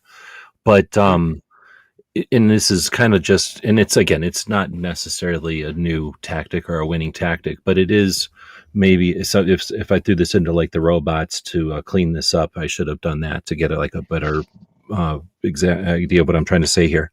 But basically, if they'll say often like, we want to have you didn't say open and clear. You said the right words that I tried to write it down quickly and use the wrong words. Open and honest, yeah, they want to have an open and honest conversation. Well, open requires that you're not going to obfuscate, right? You're not going to conceal or conflate, right? You're going to have an open. You're going to be above board. You're going to put everything on the table. So that means you need to put stuff on the table. You can't just come to the table with nothing. Otherwise, you're really not able to have an open conversation. And I'd say if they are not aware of the mechanics or the operation or the understanding of firearms to more than just their bullshit propaganda level, then I don't know if they can have an actual open conversation. And then open and honest, again, kind of the same. I don't have to go into it, but I'm just wondering if there's a way to say, I'd like to have an open and honest conversation with you, but to let us both be confident that, or at least satisfied that that's going to happen, I'd like you to read this. What would you like me to read? So that we can both come in with some, what do they call that when you have to do that before you go to class or whatever, some homework before class or like some prerequisites. And then I'll understand, you'll have come up with something that I should read that will give me the point of view or the state of mind that you'd like me to understand. And the same with you. And then that gives us both sides a challenge. Let's create a piece of work that will let someone who's anti understand and come to the conversation with an understanding. That's what I just, there's no way I could say that without interrupting you, but that's If they say we want to have that open and honest conversation, say, awesome, so would we. And we understand that's not possible because I can't understand I can't possibly understand you because you come with a bunch of propaganda to the table. And I'm sure you think I'm bringing propaganda to the table, but I'm not the regular NRA spokesman. I'm trying to bring, information you may not have heard before, or at least in a way that it's, why an understanding of. I'm trying to explain to you an understanding of why I believe these things, and I'm not just rallying behind propaganda. I'm assuming you're not also. So tell me what I can read, or what podcast, or what I can do to absorb your position, so that when we come together for this conversation in the future, in the coming future here, let's both be able to understand each other. We'll both have at least some experience in the other person's shoes. And I mean, I can't imagine they never want to come to table, period. But even with that prerequisite or whatever, I'm wondering what they would point us at. And if they have something, if that would challenge them to try to come up with something that creates their position, which I So personally think would be great, because their position is Bloomberg told me to think this way. But anyway, I'll shut up. 100% exactly. So again, I've done this. I've had this, and the reason I don't go back, I think everyone should participate in the process. Let me preamble my statement by saying that. I think you need to see how the sausage is made. I think you need to see it for yourself, not watch it on something, but actually go there and take a time out like a real patriot and go stand in the halls of power to get the entire feel of it. What is it like to stand beside people that believe what you believe in, and the conversations you have over the cup of coffee as y'all waiting outside in the cold to be let in, pat down, get your name taken, fill out the little paperwork about which bill you're going to talk about. You need to participate in that part. I said that to say this. I've done it. I've done it more than once. I've done it for the assembly. I've done it for the assembly twice. I've done it for Senate once. I'm not doing that shit anymore. They know nothing. They're proud of their ignorance. They're willfully ignorant. We, firearms owners, Second Amendment advocates, firearms instructors, range owners, have invited all of them. And it was almost to the point that's how everybody that stood up there ended their speech or started their speech, by inviting legislators to come out, be a part of the process, learn what they're talking about. And many of them used it in the best way possible, in the softest language possible, in the most inviting language possible, to come out and actually learn about this and see what you're talking about and see the bills. And no one has taken them up on it ever. The only one that ever came was, what is this old bitch's name? And I mean every syllable of what I called her. Old lady. She finally retired. Dang. And she was our version of Nancy Pelosi here. No, our version of Dianne Are you Feinstein. talking about the 50 BMG lady? No, she was in Jersey. In Jersey, she was our version of Dianne Feinstein. I can't I think thought of her one of the name. I thought one of the 50 BMG quotes was from a lady, or like the one that cooks the deer or something. I thought she was in New Jersey, but you're not talking about her. I'm not talking about her. Frig. Anyway, she was the only one that actually went to Anthony Calandro's podcast and had a conversation with him. And she was one of those, Oh shit. 30, Okay. 50-year conference. Yeah, she was one of those 50-year elected officials. And she finally came. And of course, it was right before she retired. So, her constituents, because, nothing's worse than how the Democratic Party treats Democrats that actually want to have open and honest conversations with the other side. They turned on her. But she actually went and spoke to him and made no promises, because she's a professional politician. But at least she had the gonads to intestinal fortitude to actually speak to somebody on the other side on his grounds. Of course, she made him. They made him promise all kinds of things that he wouldn't ask her. I don't think he made him like he was smart enough to know he couldn't cross with so many lines. Because if you want other people to come and show up, you're not going to ambush someone unless you just want it to be a one shot deal, and that's really short sighted. But he tried to explain to her what was going on and the thinking, and she stood by her position mostly. But you did learn some stuff by actually listening. But that was the only one. None of them ever showed up. I've had them come up to me after I testified. Thank you so much. I didn't know this history. And then they voted against our rights. And these were the black legislators, and they freaking totally disgust me because I gave the example of New Jersey and what happened with black people during the Plainfield riots and how 500 black homes were actually searched without warrants and without martial law being declared, looking for M1 carbines stolen from the Plainfield Machine Guns Company. And those guns are actually banned by name in New Jersey because of that one incident at night where the Plainfield Police Department said that black protesters during a riot broke into the Plainfield Machine Gun Factory, took guns, and then fired upon the Plainfield Police Station. Except it never happened. They never found one firearm in the hands of anyone black that entire night or since, but they banned those guns by name in the state of New Jersey. Also, what many people don't know is that same company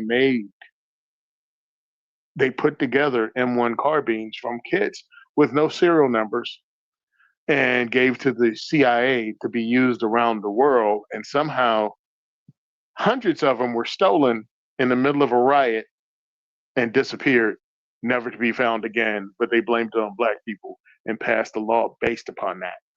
And again, violated the rights of over 500 families in the city, went into their homes with Plainfield Police, New Jersey State Police, and the National Guard with tanks and heavy machine guns. That's what they did. And when I told that story, oh, thank you very much. And then you still voted for more gun control because you're a turd. And I had a friend come up to me after that and drop this little knowledge in my ear. Got a family member, Plainfield police officer, showed me, he's retired many years, but showed me his M1 carbine with Plainfield Machine Gun Factory. Cops took him, some of them.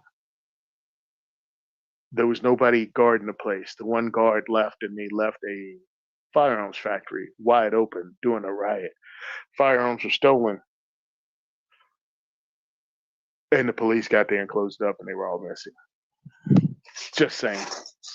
These are where some of your laws come from. And if you know the history of it, it blows your mind. So when you ask, why do I fight? Because I know the truth behind some of this stuff. And when I told them the truth, they ignored it and still voted against our civil rights. Yeah, and that's I mean, I'm not trying to excuse nothing, but it's got to be. I'm just trying to assume there's got to be, or what it would be like to put myself in the position of somebody who's given that. Sorry, hold on. Mm-hmm. Had a sneezing fit. Somebody who's given that information like out of nowhere, like having never experienced it before. I would only think that it's like you got to put it into some sort of balance, and obviously their party position is this, and their constituent you have to assume is going to be party whatever, and that's where I think we have angles, or we have vectors to work on, because once there's I think that I keep going back to this because I think this is probably the only way to actually solve this already, is to what I'm going to say is what I always say, like public opinion. You make guns to where they're more people are just more aware, and now they're less scared. And once the constituency isn't a no-brainer or an assumption that like the constituency must hate guns because they voted for this party, or the other way around, they must love guns and we can assume everything. Who knows what the misconceptions are? And I think that if everyone put as much effort into just, they say take a friend to the range. Yeah, okay, that sounds really fucking neat. But unless you're young and your friends have nothing else to do and your friends are interested, you ain't dragging a friend to nothing. You know what I mean? I can't take a friend to go fly my drones. I can't take a friend to go eat Thai food if they don't want to. So, You know what I mean? Like, I can't get a friend to go eat a donut if they don't feel like eating a donut. And that's a pleasurable thing that nobody's going to hardly complain about, right? But so I think that's a great thing to say. It's a platitude at this point, though. But if we all put as much effort into just being prepared to talk about guns so that when it comes up at a party, we're not scared. And now And what if there was some sort of a nod, like a cool way of a nod, like you could do like a little, well, I don't know about that, or some fucking thing that if you said that at a party and you looked around, you're like, oh shit, 6 of us know what that means. We're all gun people here. You know what I mean? Like, because right now we're like one of those places. I don't know if we are. It seems like we might be still in a place where if you talk about guns in the wrong place, everybody looks at you funny. Um, Hmm. I don't talk to that many people who are like that. You know what I mean? Like everybody I know is into guns, in other words. But every once in a while, I'm in a position, mostly with my family, or like, sitting in a waiting room or something. And it's like, man, I'd like to talk about guns perhaps or something, but I'm not just going to bring it up out of nowhere. It might seem weird or something. But, again, like you can't, but if I don't know. So that's what I'm saying is if we all put a little effort into how do we change that Overton window, if we all knew that was a thing, it's just one of those things that once everyone knows it's a thing, everyone can effort Hmm. at it. And it's not like there's a recipe, like here's the instruction manual. Everyone do this and it's over, because that would never work. Like everyone's got to do different things. A farmer's going to do something different than somebody lives in a high rise, right? And somebody's going to do different that lives in a camper, and then somebody's going to do something different that's lived in their house for 40 years or something. Um, so that's the thing is everybody can grab and pull where they're at and what they're doing and how it makes sense. So that's all I'm saying is if we had some sort of a campaign or an initiative to create that or normalize that. No one wants to go to rallies for some reason. We all hate. We've given up gun shows. I've for a long time I petitioned for gun shows. I'm a big fan of them. I mean, you can only push for something for so long. I wish I could push for them. It's not like gun shows are amazing today, and everyone goes to one. It's like, ding! Now gun shows are amazing. I love them because half the time gun shows are not amazing, unfortunately. And they were better back in the day, but just like maybe going to the races or something, or like any sports or like anything that used to be cool in the 70s, things just are not the same nowadays that everybody lives in their computers. The people that show up for real life stuff are the diehards or the older people, and you know what I mean. They can only recreate so much of the glory of the what's the word, like the event or the happening. When you have a Hmm. billion people show up that all are interested in something, there was something to it. You'd show up at a Tucson gun show, and like a chunk of the town was there. Like it was a lot of people were there, and you're like, wow, this is a cool place. Like there's a lot of people into guns, and everybody's at some different level of guns, but they were all there, and that you have your finger on the pulse, or like you have an awareness that there's that many people in town that are into guns. And I'm sure it was the same with like the rodeo or racetracks or anything else that was something that people did. And there's not too many things like that anymore. There's, I think, some things like biking. It seems like people show up to bicycle, and probably if like they're running or something, people show up for that because you kind of have to do that together. But or at least they get together and do that. But I don't think there's not like we can't just get together and be gun owners too often. That would be called a rally, and then they'd what I mean, it'd become political and whatever. They wouldn't leave us alone. Yeah, that's why I Anyway, love what I do. I don't know if that was constructive or just a rant, but we rant. That happens. Hey, that's why I love what I do because I actually get to show up and be a gun owner. And because I do what I do and I'm what I am, a black dude of a certain age, I can bring it up at parties. What the liberals going to do? Try to shout me down? F you. I know history on my side, so I can push back with that. I can push back with facts and say, fuck your feelings. And the only person I've ever had a confrontation with was a former coworker's wife who was just angrily screaming. And he's trying to calm her down, and people are looking at her like a weirdo. And I'm just sitting there smiling, going, it's kind of great when they lose control and they just look like a nut job. That's how It's you like, it illustrates, I guess, like how that's purely emotional, right? Like when you mm-hmm, because with a logical one, you're going to go like, you know what? I'm going to go look that up on the internet, and I will show you. Like I'll find that mm-hmm. fact that will back up what what I mean, a different kind of conversation. Yeah, and anybody can get guns, and guns are cheaper than books or whatever that crazy thing Obama said. I mean, like, just nothing she was saying was true. And when I was pointing it out, it was like, uh, and she had nothing. So her fallback was to just start screeching. And I'm like, I guess that worked with her husband. Don't work with me. But, I allowed the conversation to end because there was nothing to be had by me to have her be unhinged. He was just embarrassed. And the next year she shows up and, hey, how you doing? I'm like, hey, I'm doing fine. You crazy lady. All right. Well, I'm going to take that as, I'm going to say, hey, the Patriot just showed up. Good evening. Happy New Year, everyone. So I'm going to take that as a break to go to Jessica's question from before. Here's and I've had it on screen for a while, so everybody's seen it, I think. I made some comments about it. But the question is, here's my one legitimate gun question. Let's talk about the barrel life of guns. The hotter ones, like 6.5 Creedmoor, tend to have low barrel life, whereas the lower, I'm assuming like lower pressure ones, like 45 ACP, infinite. Then the next post was barrel life comparison, 50 BMG, 2,000 rounds, 308 or 7.62, 10,000, 5.56, 20,000, 7.62, 30,000, 9 millimeter, 100,000. I don't know where those numbers come from, if that's like a chart or something somewhere, but I can tell you that we use real barrels when we would put together our AKs back in the old days, or we were shooting like Chinese guns, so they had real barrels. They weren't like U.S. soft barrels or anything, because our AKs were older than anything that would have needed a U.S. barrel. And like I say, they were just built in other countries where the barrels were the barrels. We never got anywhere near 30,000 rounds out of 7.62 by 39. Back when we could buy 1,000 rounds for $59, $79, if I remember right.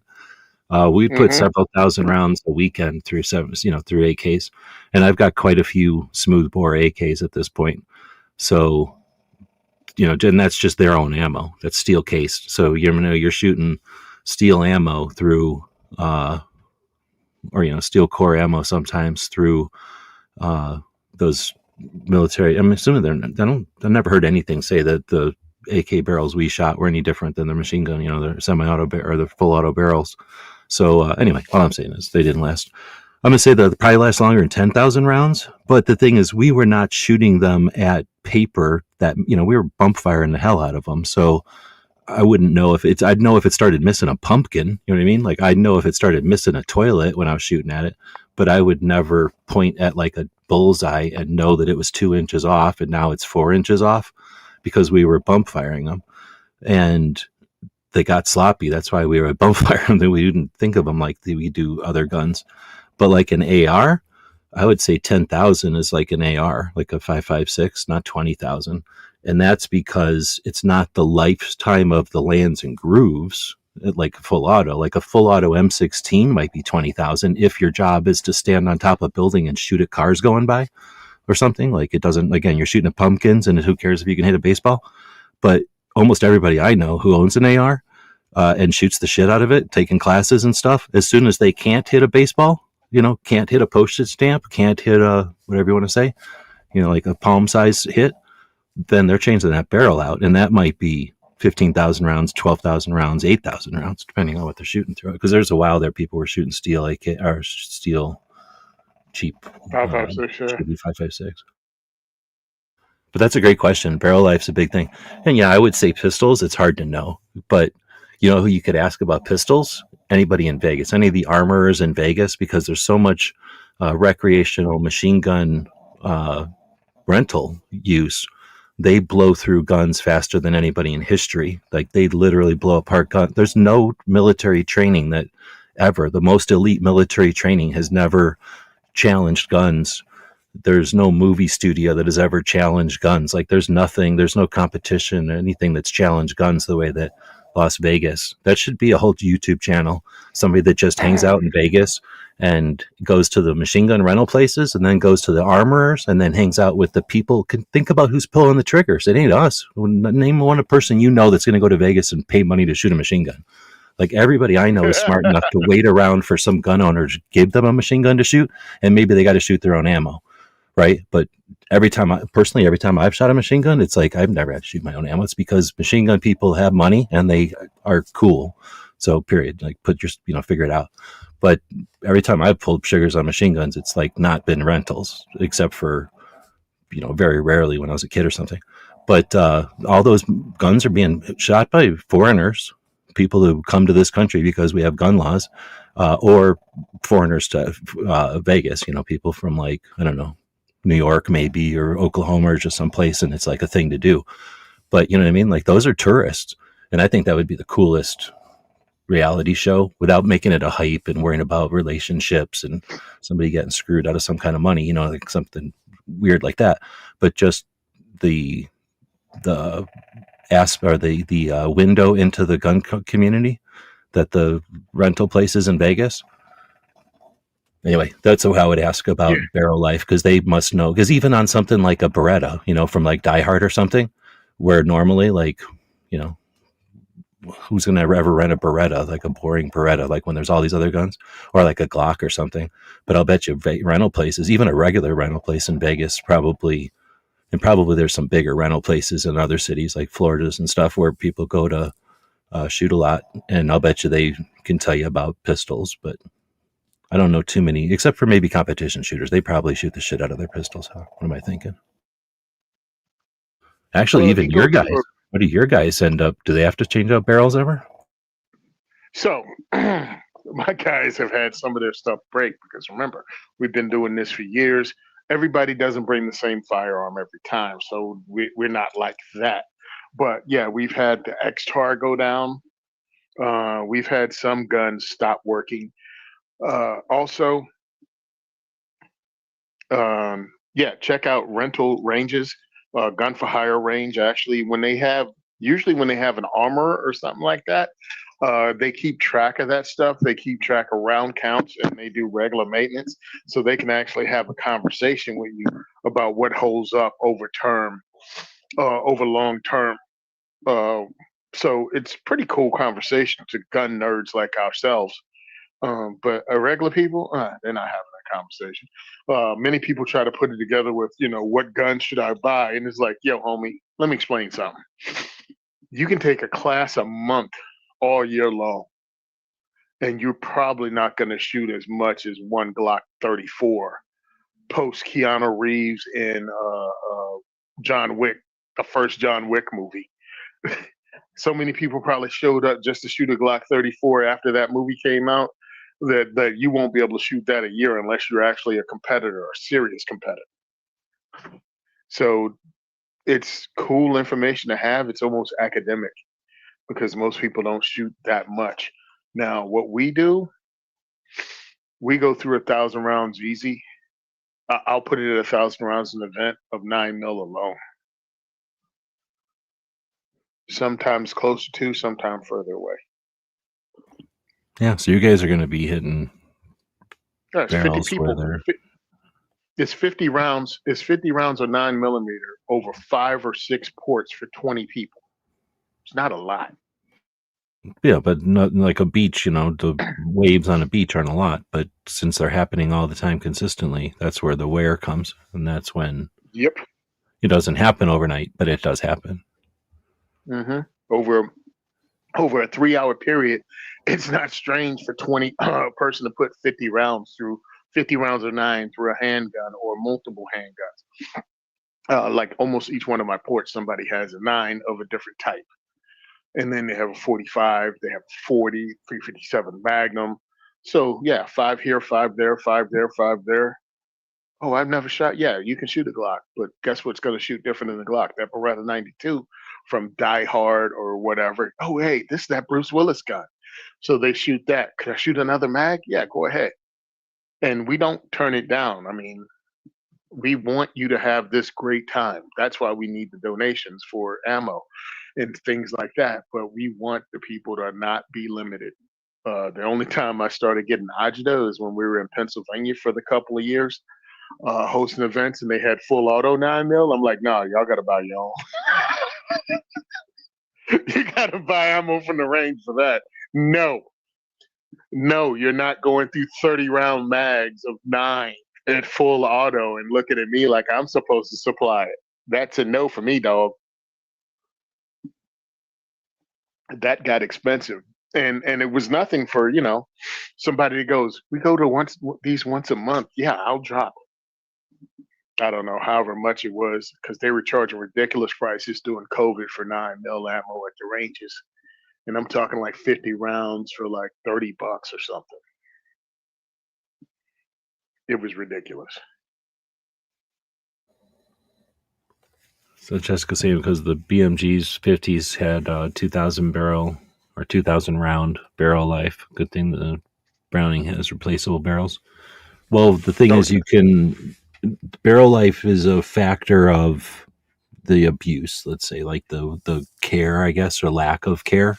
So just like anything with preventable or with preventive maintenance and with adequate care, you can extend the life of the barrel, extremely. That's why they're removable, so that you shoot it a little while, you yank that's why some other sucker has to carry the barrels around. So if somebody's carrying a gun, somebody else is carrying, two probably people are carrying barrels around, and then a whole bunch of people are carrying ammo. And then that's why, so that you can swap that barrel out, especially if you're shooting up at like planes and shit where you're just like constantly shooting. Because in reality, you're probably not shooting at people enough to heat up a barrel very much. But I don't know shit. I don't know. I only went to training ever. I don't know what the hell they did over there. But probably on a vehicle or something, you'd have more ammo to shoot. But you know what I mean? If you're lugging the ammo up a hill, you're only going to have so much ammo, so you're not going to get your barrels all hot. But in reality, what do you shoot, like 5 or 6 rounds? There's videos out there, actually. That's when you go to like West Point. That's the kind of shit they learn at West Point, is they literally just, this is the Army, and they get, or at least the military. I'm sure the Army did most of the work, though, because they got the most money to do it. But they'll just take like a hill, and they'll go out there, and they'll take like 10 guys, and they'll go, you shoot 1,000 rounds, you shoot 500, you shoot, every 250, you change a barrel. And then they'll go look at their targets, and the people that change their barrel out every 100 rounds, or probably, or whatever the ratio was, they figured they have the best, whatever the combination is, like, you got the most rounds on target in time and the most accurate, so that's what we're going to do. Every 110 rounds or whatever, you switch your barrels. And I've seen all kinds of, like, for all the different platforms, I've seen all kinds of like these boring, essentially science videos where they're out there in the black and white, days, black and white movie days, where they're just shooting 10 people shooting a Garand different ways, and then they go out and they look at the thing, or 10 people shooting Tommy guns different ways. So that's probably where they came up with, let's build a gun that, well, Browning probably figured it out, like, this bullet's too big and I'm going to wear out barrels, so let's figure out a way to have a bunch of barrels. Plus they put it on boats and everything, like they use that thing all over the place. So anyway, yeah, the barrels are replaceable because there's a crew, and that's why they call it crew serve, right? So there, if you Hmm. look, like, the canvas thing has like 3 or 4 barrels in it. Just that was their loadout. So they would only shoot that thing a while so that they didn't kill the barrels. And that's what would happen, though, is some all out battle would happen, and you wouldn't be able to change your barrel, and it would destroy a barrel, right? Like, you'd kill it, smooth it, make it a smooth boy. So I knew Ed as a security guard. Old dude, retired, funny as hell. Totally inappropriate. Pretty much, I'm gonna be Ed. Totally inappropriate. Worked as a security guard with his wife in New Brunswick. Ends up, Ed had an adventuresome life, including being the most highly decorated living Korean War vet from New Jersey. And he was telling me about running machine guns as a gunner in the Korean War, where he got wounded and earned a lot of his medals. And when they had human wave attacks, and he was using everything he had, dumping them into waves of Chinese coming to his position, and they were to hold out. And he was telling me about shooting out the barrels of his 50 cal till you could actually see through it. It was transparent. Hmm. Like, there was no switching up barrels. This thing glowed, and you can see the bullets flying down the barrel because it was pretty much see through. And you were having cook-offs, so you just stopped shooting that, and you picked up something else, and he shot it until it was empty, and he shot the next till it was empty. From Garands to M2 carbines, because that's what he had been, to the 1911, till just everything got too hot. and they went to overrun his position, and he just played dead. Just climbed under bodies and played dead. He'd been shot multiple times anyway, and they ran past his position, but he was the only one left when they came up, and they just saw the bodies around his hole, and pretty much the tale told itself. But he lived, lived through it, and it was crazy. But he got wounded, and he actually played for the the Trenton Thunder. I think that was the name of the team, but it was a Yankee. It's a Yankee farm team, and he played for them before the war. And he came back. He played another 2 seasons, but they weren't paying baseball players crap back then. He had to get a real job, and he actually had a career. And the Trenton Thunder gave him lifetime passes to their games. So it was just a cool story to talk about burned out barrels, and it just went into I want to tell people about Ed. I don't know if he's alive or dead, but great guy, and I wanted to at least tell his story. Totally worth it. That's the whole thing, though. Is like, I was just thinking that I know a couple of people that have owned the Maduses, and I mean, actually, they had some money, so they might have owned multiple barrels. But where we shot them up at Big Sandy, you didn't really need to do anything. You'd shoot it, pop, pop, pop, pop, pop, and then it would sit there. So it never got hot enough to worry about it. But that's the thing. Like, we all just touch this stuff, but in reality, it was built for a reason, and that's to deter war.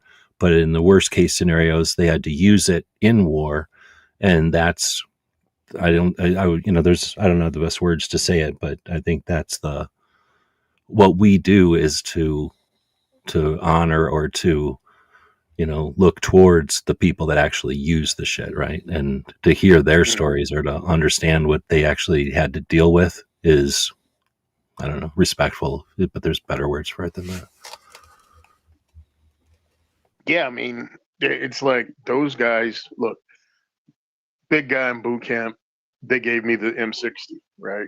Here, you're taking this on patrol because you're gonna learn this guy. And all I learned to do is avoid eye contact when somebody's handing out machine guns.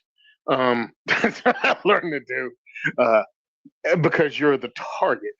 And when those guys ran crews, you had a crew for the heavy machine gun, and someone carried the barrel, someone carried the base, someone carried the tripod. And then you had all the people carrying the ammo, because that was as close as you were going to get to a heavy weapon unless you had a mortar team. And now you're talking about more than just a platoon. You're talking about a much bigger element moving along.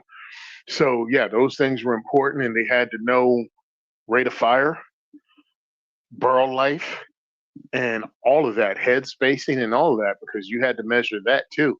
Now today's you don't have to measure with a 50 BMG. They've improved it, but back then, yeah, you'd have to pull out that headspace gauge and actually do that while you were in combat to make sure the barrel fit and the gun would actually go off.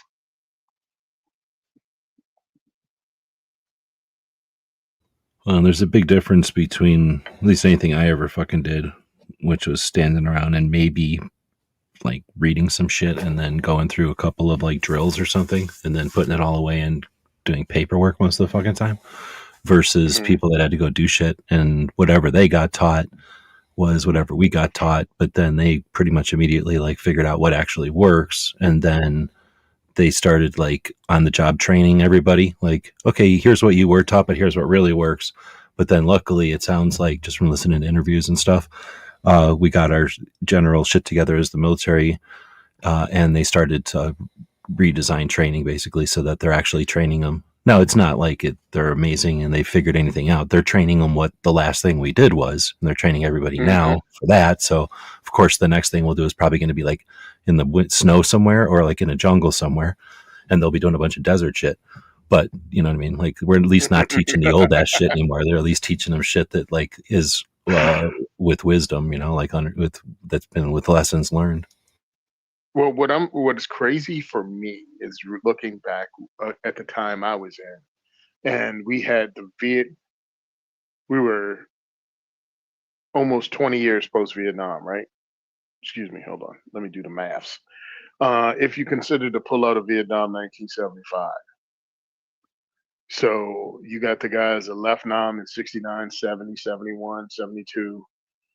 Um, they're out. They get out the military. Very few of those dudes stayed in.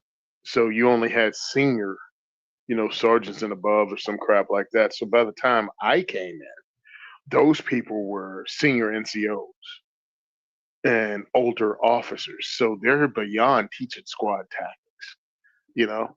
They're not coming out there and teaching you how to run point based on how they ran point. They taught the generation after them, but it got thinner and thinner because a generation in the military is a 4-year enlistment. So by the time I got in, you're 3 generations deep. That's learning stories from your great granddad. That's how far it is. You know what I mean? In military terms of generations. So a lot of stuff is missed. So when we went into the Gulf War, actually before the Gulf War, we went into Panama. Yeah, it was like Panama. That Panama Or if you had go to be before us, it was the Falklands Grenada. or Grenada. Yeah. Hmm. But Grenada was just a short party, and it was over in less than 72 hours. Panama, at least the lessons from It was like Grenada. Panama was 4 days. It was like the real shit. Panama was the communication between the different branches was one of the biggest lessons they picked up from Grenada. So because of the non-communication, and if you want to see a documentary on that, look up the Clint Eastwood movie Heartbreak Ridge. You can see the lack of communications. They had to call back stateside to AT&T to request air support. That kind of happened. So because that crap happened there, they were able to build upon it for Panama. So they had better communications. And because they worked out those kinks by the time we got to the Gulf War, our military is able to talk to different branches and call in air support and do what they did. And because they did that there, when we got to, the war on terror, it was seamless, more or less, from what I've heard, because now I'm so far removed from that I'm talking to veterans, that were in doing 2010, 2013. But I'm saying that the information we were getting, how to deploy guns, how we deployed guns when there were human wave attacks, because that was a big thing in Vietnam too, human wave attacks, and barrel life and all of that. When one battle, you would burn through barrels. That wasn't really happening in Iraq and Afghanistan because we didn't have stuff like that I know of. If I'm wrong, I'm wrong, and I apologize. But I think from what I know, I don't remember hearing a bunch like constant 12, 14, 15, 24 hours of just close combat human wave attacks coming after, and you're just rocking that belt fed until the barrel glows. I don't remember hearing any stories about that from anyone.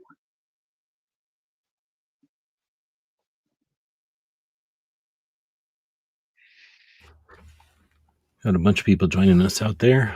I didn't ask you if you had another show after this, if you had a hard stop or anything. Yeah, we have. It should be coming up tonight. We're recording Locked, Cocked, and Unfiltered. Hopefully, we do 2 shows tonight because we're trying to make sure we keep some in the can because activities coming up now. SHOT Show's coming. I have the speech with the 2A Fest down in Florida that I'm flying to, and I also have Great American Outdoor Show, and then after that I have NRA. So I know those are going to be weekends and I'm busy and won't be able to record. So what we're trying to do is make sure we have stock of, yeah. How many of those events will those guys be at? Any of them? Well, there'll be a couple. They might be at NRA, but NRA is in Houston and neither one of them are in Houston. One's in Minnesota and the other one's in South Carolina. And truthfully, Minnesota is tough because there's nobody puts nothing. Maybe in Chicago occasionally, but nobody puts nothing close to Minnesota. Minnesota's got to be a shit place. You're on the shit list for every place as far from you. Well, the crazy part about Minnesota though is because it's in the Midwest. You have Iowa, Idaho, So when people host classes out there, like Brownells was out there, like they have Des Moines, that's where GunCon is going to be. So it's easier for him to get to there. Well, okay. But also much like where you live, the idea of driving 5 hours isn't something to go, oh my God, 5 hours? It's like, No, okay, yeah. 5 hours. We think I drive 2 hours to get to the next town. So 5 hours is Yeah. two towns over. Yeah. Meanwhile, in Jersey, if you drive for 45 minutes, you got people talking about, do I really need to go there? It's like, yes, your mom's in the hospital. No, I hear it. It's just that we don't have any option. It's either stick where you're at and drive an hour Mm-hmm. or go to the next town and drive 2-3 hours, where I know what you're saying. Like in the more populated, you can find, you might drive an hour to get to someplace, but you've passed like 4 of the same place to get there. Yeah. And it's funny because, again, I come from the country. I'm from Virginia. I'm from the middle of nowhere. So, yes, a 45-minute drive gets you to Walmart. And then to come to Jersey and a 45-minute drive gets you past 8 Walmarts. Right. Um, Exactly. Like there's no need it's a to drive total. 8 hours to a Walmart or an hour to a Walmart because you don't need to. You can just get to one in 10 minutes. Yeah, if somebody's telling you a story about driving 45 minutes to Walmart, it's because they were looking for something specific and they're telling you like uh, what's his name? The Tales of the Iliad. It's like then I went to the next Walmart because I was looking for that insert toy here. Care Bear. Good Lord. Yeah, I'm that old. Yeah, seriously. Care Bears. I'm Care Bear Beanie Baby old. Although that would have been probably Kmart, right? That was before the Walmart Oh, years. yeah, that was before a bunch of Walmarts. And nobody demonized Kmart, did we? We made fun of the Blue Light Special or something, but I don't think anybody thought of like Kmart as taken over. I think because there was like Sears, I guess. I mean, Kmart was big, but it wasn't like Walmart is. Well, Walmart came in with a different business plan to actually put companies out of business. It's Like true. not just compete, but they came Yeah. with the whole thing of we're getting rid of downtown. And they did. Actually, one of the books my father gave me to read when, about the business or about business was How to Battle the Walmarts. I think that was the name of the book. And they just talked about how Walmart set out to shut down small town businesses by undercutting their prices, giving free parking, and all those things. And how could businesses in a hometown compete when you have that many people from the town working at the place and then they're undercutting the prices intentionally because they got another 700 stores that can take up the slack.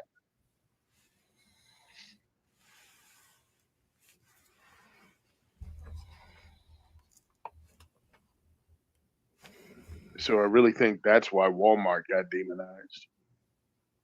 I mean, I remember when Walmart, we're way off topic. We're not even talking about guns and all now, but whatever. I remember when Walmart first hit the scene and I was like, oh, I want to go to one because I thought at least the first thing I remember seeing about it, maybe because I was tuned into this, but the first thing I remember was we tried to buy everything, if not everything in the stores made in the USA.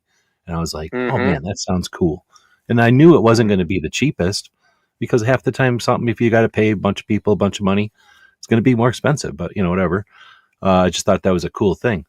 And then I don't even know if I ever went to a Walmart while that was their thing because whatever, they were like a regional thing or whatever. And by the time I either saw one or traveled to one or they came to here, it was less of that, or at least that wasn't their main thing. Because I definitely remember going into a Walmart, one of the first, I can't remember like when this was, but I remember at some point looking at something or having something from a Walmart. Maybe I didn't go to the Walmart, but somebody was like, oh, like these chips are generic Walmart brand or something. And I was like, whatever it was, this one wasn't made in the United States. So I thought Walmart was all made in the United States. And that's when somebody told me like, well, they've kind of cut back or eased back on that. And that's what, that's like the first vague recollections I have of Walmart from back in the day. But yeah, they definitely took over since then. Or like you're saying, like change their directive or change their objective or whatever. And Mm-hmm. just really dominated. And then I Well, started to they hate came. them. But now I've kind of switched. I like them now, kind of. Yeah, I just look at them as just any other business that did what they did. They can suck. Um, they did put mom and pop things out of business, and me and my family, I mean, we're locksmiths, so it's hard to put us out of business. That was one of those things. It's like being in a family of funeral directors. It's like, yeah, we're gonna be working. Like no matter what, good times or bad, we're gonna have steady work. And but it also helped us, like, customer service has to be big. You got to greet people coming in the door. You got to use the lessons that are learned to help make your business successful. But yeah, growing up, Walmart was a big friggin' deal because, again, in the middle of nowhere, you'd stop at various stores, and that's where you'd bump into everybody and gossip, and you talk in the parking lot. I mean, that's a big thing, just sitting in the parking lot talking to people, because that's where everyone congregated. And Walmart also gave you that. But yes, they did slowly put almost everything out of business. The hardware stores couldn't compete, or you'd But have to not to specialize. I'm going to interrupt you because not to gloss over Yeah. that, like before that, it was all like little stores, and maybe there was something like an Ace Hardware where it was a Hmm. little bit bigger than your local hardware store because they had some, I forget what it was they called themselves, but they weren't really a franchise. Maybe it was just a franchise, but anyway, they were like a buying club. Like you could be like a Al's hardware store, but now you're Al's True Value hardware store, and you could afford to buy the next business over, and now you were a bit bigger hardware store than any of the others in the region. And I remember that's how like Ace and True Value started. I don't know if True Value is still a thing, Yep. but like so anyway, I can remember when that's what and people were kind of looking at those like those sons of bitches just because they got Hmm. the blah blah blah 6 kinds of drill bit. Who needs 6 kinds of drill bit anyway? Like I only drill one hole. And but that would be like two parking lots size. But then Walmart came along and they bought like a city block or whatever worth of land, so they had this giant parking lot, and then they'd have like car washes in it, and like the scouts could do something there, and nobody paid it. Either you hated it or you ignored it or you appreciated the shit out of it. But that was unique. Like for a minute there, like that was a thing. Like, and I was just in scouts or whatever. I just remember that being a thing. Like all of a sudden, you didn't have to go to a church parking lot, find a school somewhere. Not that that was difficult. You just had to be affiliated with them or know somebody. But you could go to a Walmart. And the thing is, you did it at like a school or a church, like a car wash or something, trying to raise funds for something. Good luck. Like your parents went to it and like somebody driving by, but you do it at a Walmart and you got money. Like all of a sudden there's people at a Walmart parking lot and they don't care, a bunch of kids trying to raise money. Let's go get the car washed. So, you know what I mean? It was like all of a sudden, like this was I don't want to say service to the community, but it was a resource for the community that was different. And we didn't really, and now it's not a big thing because there's Lowe's and there's, zillions Hmm. malls and shit, but there were just barely malls, and malls weren't going to let you do nothing. Like Walmart was like, yeah, sleep overnight in our parking lot. We don't care. Yep. Yeah. Well, if you tried to do that at a mall, they'd call the cops. Well, the police would come through because when my family tried, we went across country, drove across country. You try to pull over and rest. Got to find a rest stop. It wasn't pull over and everybody can crash out in the parking lot of Walmart. But now Maybe you like can. Howard Johnson's. Was that the name of that place? Is that the place with the orange roof? Hojo's. Yep. They were Hojo's. kind of made for travelers, and they probably wouldn't run you out, especially if you ate there. But yeah, like you couldn't just. Well, even nowadays, you can't really just stop places. A lot of places, especially with as much what do you call people that live out of their vans or whatever, people will run you out. Yep.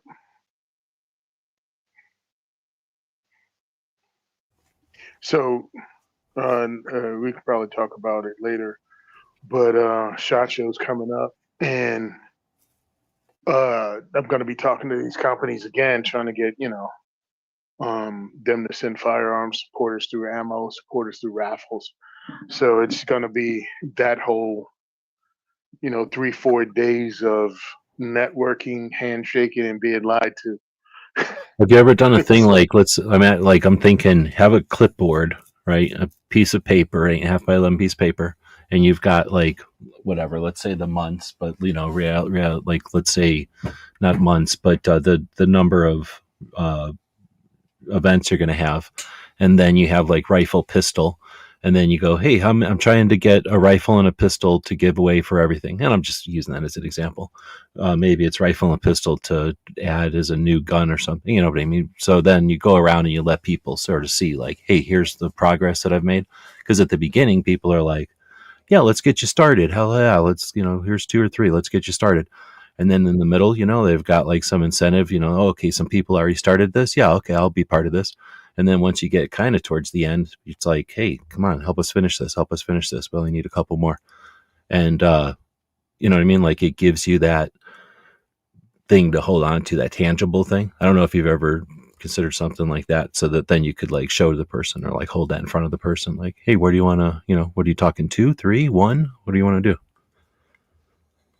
Yeah, I mean, we can see. I'm going to have to do something. I want to actually have a way to show that I achieved something instead of a bunch of empty promises. It's like, yes, let's get this thing going. Here's my name information, and this is the month you said you want to be able to have this firearms giveaway.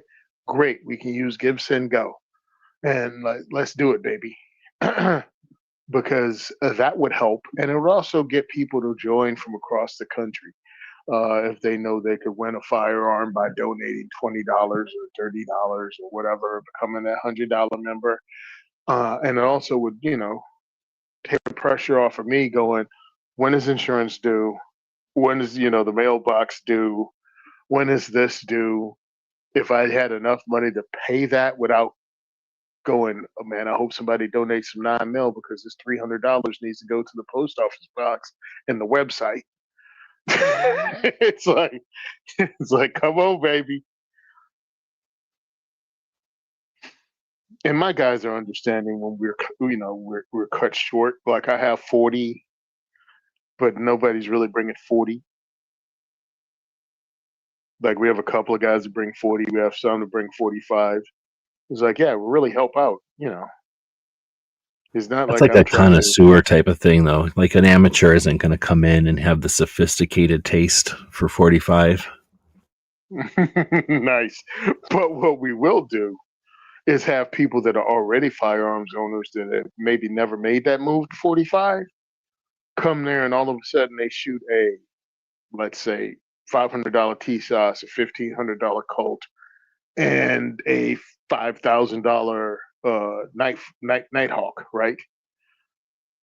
And they have the money to probably be in the middle of it or save up or sell a couple of guns, depends on how they're impressed with the firearm, to see what their next gun will be. And it's up to your company which one they pick, because they got to pull triggers at my event. And again, it's almost 24 events in a year that your gun get to be at, and we have a 10-year freaking track record. So yeah, you donate your fill in the blank. It's there for a freaking decade, bro. Yeah, 200 events later, I'm sure we've moved a couple that you saw return on investment. And the good part is, yes, I already have that decade under my belt of doing this. Oh, Walk the Talk America is actually hosting awards at SHOT Show. Hosting what? Uh, they're recognizing people in the Second Amendment sphere, so they have their own awards that they're giving away. Oh, good. That's cool. I thought you were going to say Yeah. about the Gundys or something. So if it's their own Oh thing, I'm no, down. Good. it's their own thing, and and of course the reason I know about it is because they contacted me and told me I won. I'm one of the people that will be recognized, and the great part is they sent money as part of the winning, and so that allows me to actually pay for tickets out. That helps pay for the flight as opposed to money that would have been from the diversity shoot coffers Wait, hold on. to I pay. was dealing with something there. What had happened what did they tell you won? Oh, they gave us money. They Oh, actually snap. gave the winners money. Yeah, I mean it's not like we don't have to save. We don't have to get money this year, but it's like no, they gave us enough money to offset travel and other things to come there, which I thought was really great.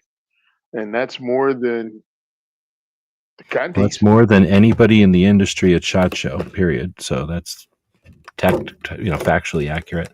But no, it's super cool that that it's being done. I just wish it wasn't an organization that, you know what I mean, was a nonprofit themselves. It'd be cool if one of the profit companies figured that out to do it. Yeah. But those guys, and they're making moves themselves, but I think it's great. And I know them, I'm friends with them. And it's really great that they're recognizing not only the advocates that are putting in the work, but the fact that, yeah, to put in the work, you need funding. And here's some. Like, we're having an event in Vegas. Here's some money. You can get to Vegas using this or not, or you don't even have to come and we'll send it to you. They didn't make it a requirement.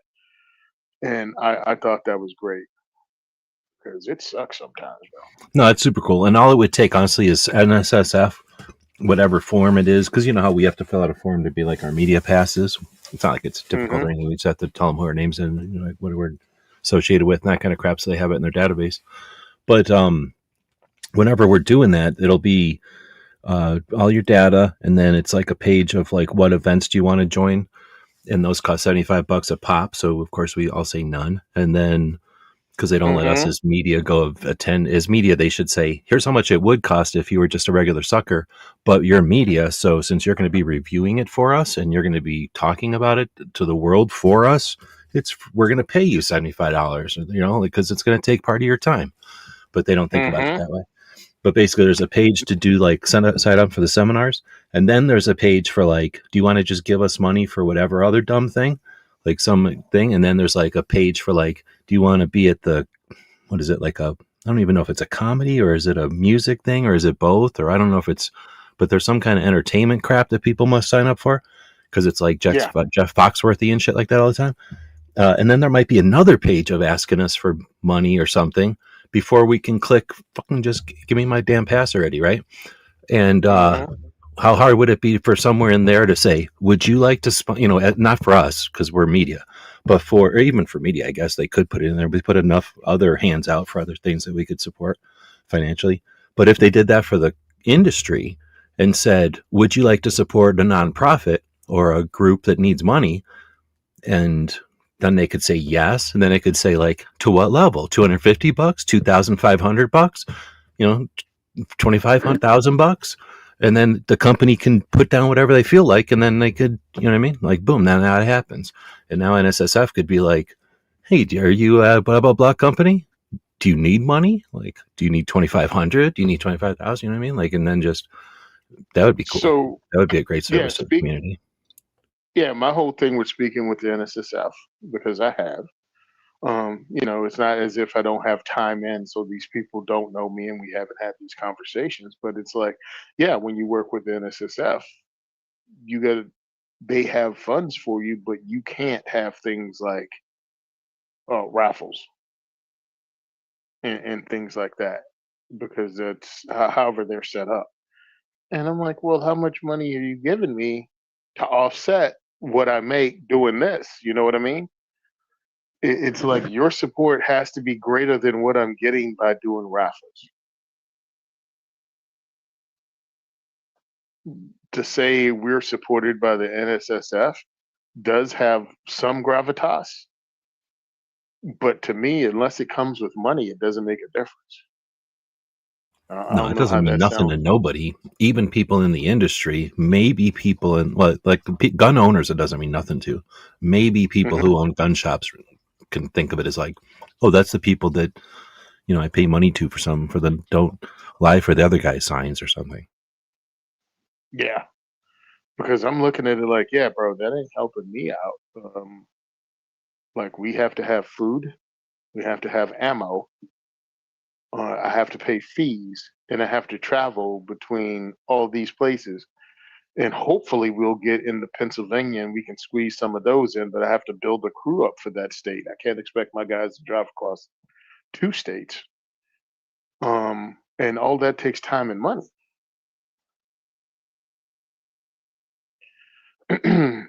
And then when you open at a new range, this is what happens. As someone who knows, no one comes. Like, very few people come, but you still have to host the event. So you're not getting raffle prize money to help pay for the next event. You're losing money when you're buying the pizza and you're doing the ammo. If anybody shows up to shoot the ammo, it's like, okay, cool. We had 5 people show up. Well, it ain't gonna be a raffle today. We got pizza. Thanks, guys, for coming out. Still going to my whole spiel. Still give out information. Still be as personable. Makes no difference if it's 5 or 25. I'm gonna do the same thing. But when we have raffles, that gets back some of the money that enables me to pay the $125 to $150 for the pizza and then amount of ammo and all that. What I make from this event pays for the next event, pays for the next event. It's almost, I mean, it's how profit works. And the profit goes back into the next event. But without that, when you have the downtime of whatever's left in December, between December at the last event and February at the first event, I got like a 6 week dead time. We don't do anything during Christmas week because nobody's coming. And then we just leave all of January alone because everybody's getting over December and everything else. We just don't launch in January. Plus, with SHOT Show and then with the Great American Outdoor Show immediately after SHOT, that's a good, 14 days that just I'm going to be busy and recovering or going back and forth to those places. And I need time to, I still have a regular job. I've never asked you this, but the way you kind of described it there, if you didn't break, right, for whatever reasons, different situations, right, like you just did it every month, every place, continually for whatever many years, right? Do you think that any people would, I should say, like any number of people, like would more than one person end up, like, let's say you did it at Gun for Hire every 2 months or something, like would they start showing up at every event like a club or something? And then you'd have the danger of, like, I don't know if that's a danger, but like the concern or the potential change in the event that if you were just constantly doing them, people know that they could show up every month. Then it becomes like a monthly club. Now it's not new shooters. It's just a bunch of people that show up every month. So we go through we go through bursts of that. We go through bursts of that same friend group, and that's one of the reasons I want to actually host another thing to step it beyond the introductory and into something else. Give them a Because different route or another place besides, so they don't hang out in the lobby all the time. yeah, what we're giving you is a funnel, right? We're giving you a funnel into this. We're giving you an on ramp into the firearm community. I need you to have another exit. I have another thing to go through. So I might bring back the Minuteman Challenge, which is my shooting competitions that I had that were, again, friendly, open to people, and we'd even provide the firearms. You provide the ammo to this one, but we provide the firearms. And that You gives you do another those every thing. month, and then if somebody starts showing up to more than one diversity shoot, you're like, tell you what, why don't you come over to this event, which is, you're encouraged to show up every month. Exactly. And because what I've encouraged people to do is go to their local range and enter their local competitions, but then it's a whole nother cold feet. I don't know who's there. So I've invited them to Old Bridge Rifle Pistol Club that I shoot at every month. And still people are like, oh, I don't know. It's a whole bunch of different people. You're not running that. And I get it. You feel comfortable with me because you met me at the diversity shoot. You feel comfortable with me because you heard me on the podcast and you've listened for X number of years. So you go, all right, Tony's a stand-up dude, but who the hell are all these other people? Got you. So that's one of the things I'm thinking about bringing back is the Minuteman Challenge that allows you to get out and shoot different firearms at each event. Each event have their own set of firearms. So this event on, let's make up a date. This is not happening, by the way. February Minuteman challenges. We're using semi-automatic 22 rifles, and we're going to run the drills with that. And you're like, all right, cool. I got one of those. All right, come out. We're having a friendly competition. We're going to have a prize. First prize winner of the champion. That month's thing gets this thing. Each month, if you win, you get not only your first place prize, but you get this chip. And then at the end of the year, all the chip holders actually compete against each other for the championship. So we did that for 3 years. And actually, High Point and a couple other companies got in on it. In the first place, we actually gave away a High Point carbine at the last one we hosted. So that's a good, fun competition. And the number of dudes that came through and met up and are still friends today from that, it's amazing. But at that time, I was hosting the diversity shoot every other month, and this thing about once a month, also, or once every other month. But now to be hosting, 3 shooting events a month, I'm like, good Lord. And you got to find a range to do it. And now because Jersey has carry permit, our ranges are more full to capacity than they ever were because people were there to get their carry permits or actually practice so they can pass the easiest damn qual in the world. But still, people need to practice it because when they find out that you actually have to pass a police qual or a partial police qual, most people realize they can't shoot as well as they thought they could. I encourage everybody to take, if anyone is hearing this and goes, a police qualification, then I encourage you to figure out how to do one. Like at a local indoor range should be probably doable. An outdoor range is probably where a police would do theirs at an outdoor. You just have to get a hands on like what the procedure is. It might be so many at 25 yards and so many at 50 yards or something like that. But I think most people, if they've, it's one of those interesting things that makes gun owners, right? When you figure out the level of training and proficiency of whatever, police, security guards, military versus like your instructor usually, who's usually like a sensei at a martial arts thing. Obviously, they've probably had more time on the mat than most people have ever even thought about. So most Hmm. instructors are constantly their noses are in it, so they end up having a ton of knowledge and just experience. And then just the regular person, like the person sitting next to you at the class, is probably, if you're either a novice like yourself, or you know what I mean, like that, just by math, if they're not a novice like you, then at least they've been to another class, which means they're probably nerds who've taken.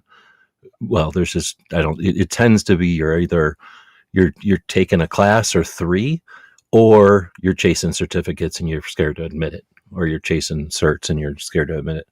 But there's nothing wrong with that. Like it's a cool thing. Once you figure out that training is neat and it's like martial arts, but it's not, because it's kind of like a mix between martial arts and music.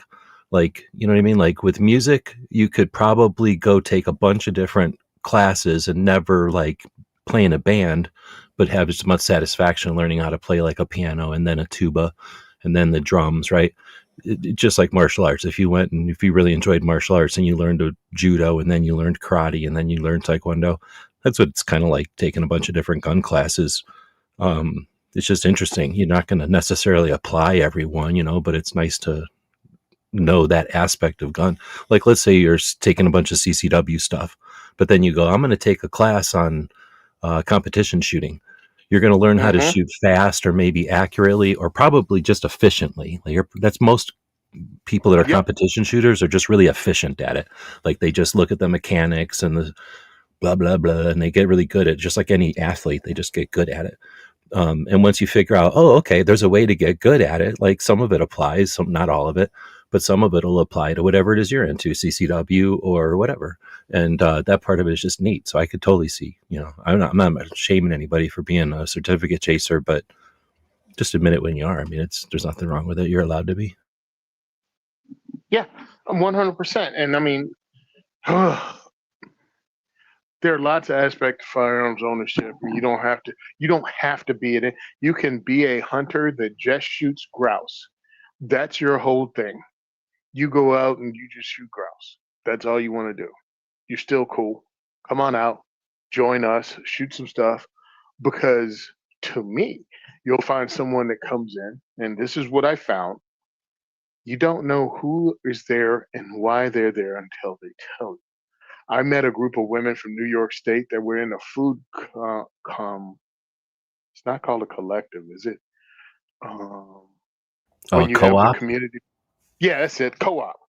They were in the co-op, and these were women, black, Hispanic, yeah, black and Hispanic women that met at this co-op, and they started talking about growing their own food and urban gardening.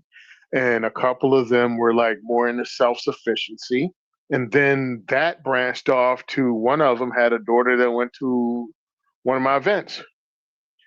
And they were like, hey, here's an event where they're going to introduce us to firearms and teach us how to shoot. And if you're going to grow your own food, you better be able to protect your own food. And now I'm sitting here at the event and I'm like, what the hell, all these black women and Hispanic women in their 30s, 40s, 50s, up to the old elder of the group was 92, 93 years old. And it was her daughter that had come to my event. So her daughter was in her 70s, and that wasn't unusual for us. I mean, it was just, an older black lady there. Okay, cool. Another one. Well, she went and told her mom, and her mom went and got her group of friends from this co-op. And now I have like 9 women in my event that had never been there before, and they were wonderful. And all of a sudden, I had, because I have a large contingent of women compared to most guys that host things at the range, and you had some white ladies there, and these Hispanic ladies and black ladies were so personable that they all of a sudden the white chicks are all hanging out with the black chicks and having a great time, and they invited their girlfriends to the next event, and some of the same ones from New York came because people do different things, and all of a sudden half of my audience were made up of women from every culture and race and background because they felt comfortable there. And it all grew from different aspects of firearms ownership. And then we had some people that were competitive shooters that were female that came through as guest instructors, and I had them speak to talk about their journey into firearms ownership. And it just made it seem more real. Like, yes, you're a lady, but it's not that unusual to have a lady who comes into this thing and then all of a sudden wants to compete and is now nationally ranked. And that's what's happening, and that's what I appreciate. I was just speaking to Kayla, one of the owners of Tactical Response out of Camden, James Jaeger's spot, and yeah, she wants to participate and have the guys from Tactical Response participate in a diversity shoot, and they're going to be in Jersey in May, running their shotgun class. And 2 days prior to the shotgun class is a diversity shoot, so hopefully they come, and I'll be able Oh, to that's run fucking this. epic, dude. That's super cool. Yeah, I mean, I know the guys because I've met them. You know them too, but I've met them at Train and Learns, and then we met again at um, NRA. So we've had conversation. We've broken bread together. They like what we do.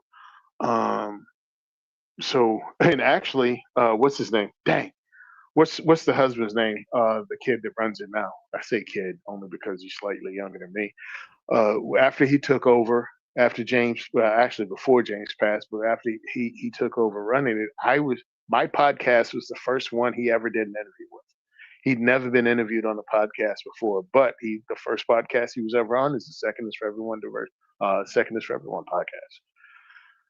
So I thought that was pretty cool. So I have a relationship with these people. We're trying to grow the community, and we're trying to grow it the right way to get people to train and participate and understand this is a fellowship that can be as little or as much as you want it to be a part of your life. And either way, it's not weird. You can step into it and love it and like, man, I can't wait to go to shooting events every weekend. Or you can be somebody that goes, yeah, they showed me what I like. I was able to shoot like 18 different guns, and I was drawn to this particular one, and I bought it. And I haven't really been back since, but I stopped by like every 3 months and just practiced a little bit doing home defense drills. I still Well, consider that a that's win. actually, that would be pretty ambitious. That would be beyond the norm. I think most people are, if you would have just left it at, got interested, found out a little bit, bought one, and then Hmm. put it in a drawer or whatever you did with it, and then hopefully something safe with it, and most, I shouldn't say hopefully, most of the time something safe with it. And I know that because firearms accidents are almost zero, and we have Hmm. millions, and not even exaggerating, hundreds of millions of guns in the country, hundreds of millions, well, at least tens of millions of gun owners, and very little firearms accidents. So the fact is that So, of all the people that put them away, they're pretty safe. So I think most people though just end up putting them away, and there's nothing wrong with that oh, because if they but need it, if that's it why. empowers them, it works. And hmm if it But doesn't, that's why I then try oh to well. commit. That's why I try to make sure, because I believe, and you're right, people buy and put them away. But what I'm trying to do a thing is, yeah, you came to my events, you shot some guns, you had it. You do know every month, twice a month, I have an event. So yeah, you can pop up and come to my event and go, oh man, I haven't seen you since last year. Man, welcome back. Glad to have you. My whole thing is to create a community of people that are glad to see you when you show up and recognize you at the range and make it a place where it's not you're going somewhere strange. It's you're going somewhere familiar because you've been there twice a year. It's like it's cool, bro. There's no fear here. They might not know you personally, but you know how to act. You know how to talk. You know the rhythm of the place. It's not something you're going through that you're just totally unfamiliar with, and that'll help. Because again, you got the thing in your sock drawer, but you shot it twice a year, which is way more than many people do. Many people buy it. It's still new in box with 6 rounds in the revolver. And that's way too many times I've seen that or heard that. Oh, I shoot all the time. Oh, really? What range do you go to? The one in and name a town. Okay. Well, how often do you go? Oh, my husband takes me there all the time. We go like once a year. Oh, that's great. I host events there. You should come through. I'm like, oh my God, they think once a year is going all the time. Well, again, compared to somebody that doesn't even own a gun, it kind of is. Yeah, So I don't want to shame them yeah, or nothing, but at the same I time, don't. it's like let them know, hey, there are some other things you can do if you want to go back and support it, and it's a whole like Oh thing yeah, like bowling or something. Like you can go more than once a year. Like you can actually have some fun bowling. I don't, but it makes me laugh because I don't remember which comedian, what situational where they had a husband and a wife talking to a marriage counselor, and one said we have sex all the time, and the other one says we hardly ever have sex, and both of them gave the same answer to the frequency. Yeah, we have Right. sex once a year. And it's like that's what I feel like. It's like, yeah, I go all the time, once a year, and me going, dude, if I only went shooting once a year, I wouldn't even consider it shooting. But again, like you said, I'm not going to shame somebody over that. That's stupid. But that Overton window of like what's the norm? Yeah, it would be cooler if hmm like the norm is like yeah, you go shooting once a month. But if the Yeah. again, that doesn't have to be like you should have to do this. It could be you know what, you're missing out because at most ranges, whenever you shoot, if put in $5 and shoot the 5 round thing and you put in like they're going to give away a gun each week and then they give away the massive thing at the end of the month. I mean, I don't know why ranges don't do shit like that. Like that's just they're it's like they're not thinking about it, I guess. But you know what I mean? If there was a like word of mouth, right? Like there's something happening at the range, and whether it be events or whether it be something like I'm describing, like oh, if you buy the targets at the range, like most of the time when you buy targets at an indoor range, they're going to be already on cardboard or whatever. So like if you buy the target at the range instead of bringing your own targets, and then 1 out of 20 targets, there's a $20 bill in there. So you start shooting, and all of a sudden you're shooting a $20 bill. Or that's probably a dumb idea, but maybe something like a piece of yellow paper or whatever that has something on it, so that they don't get it counterfeited. And you bring that up, and it gives you like free range passes for the rest of the month, or $20 or something. You know what I mean? Like there's all kinds of little incentives they could do, so that once word gets around, like they got standing room only at that range, and I don't know. That's I don't want to put it on the ranges either, but I'm just saying, like, I don't want to put it on anybody. I think there's plenty of opportunity for us if we all put our heads together to get gun ownership to be just cool and fun, so that it doesn't have to be like a chore or an exercise, which is what I think most people, when they hate training, I don't think they hate the idea of being good. They just assume they're going to be fine, or maybe both, probably both. They assume they're never going to get any reason. Like I got a gun in case, but I know I'm never going to need hmm it. But you know what I hmm mean? Or like I got a gun and I'm pretty good at the range, so I'll be fine. Like, well, at one And time I almost got in that accident. I didn't, so I'm probably pretty good with a gun. Like that one time a dog attacked me, I didn't, so I'm probably pretty good with a gun. and I look at them, right? Because again, I'm the gun guy. I try not to judge people.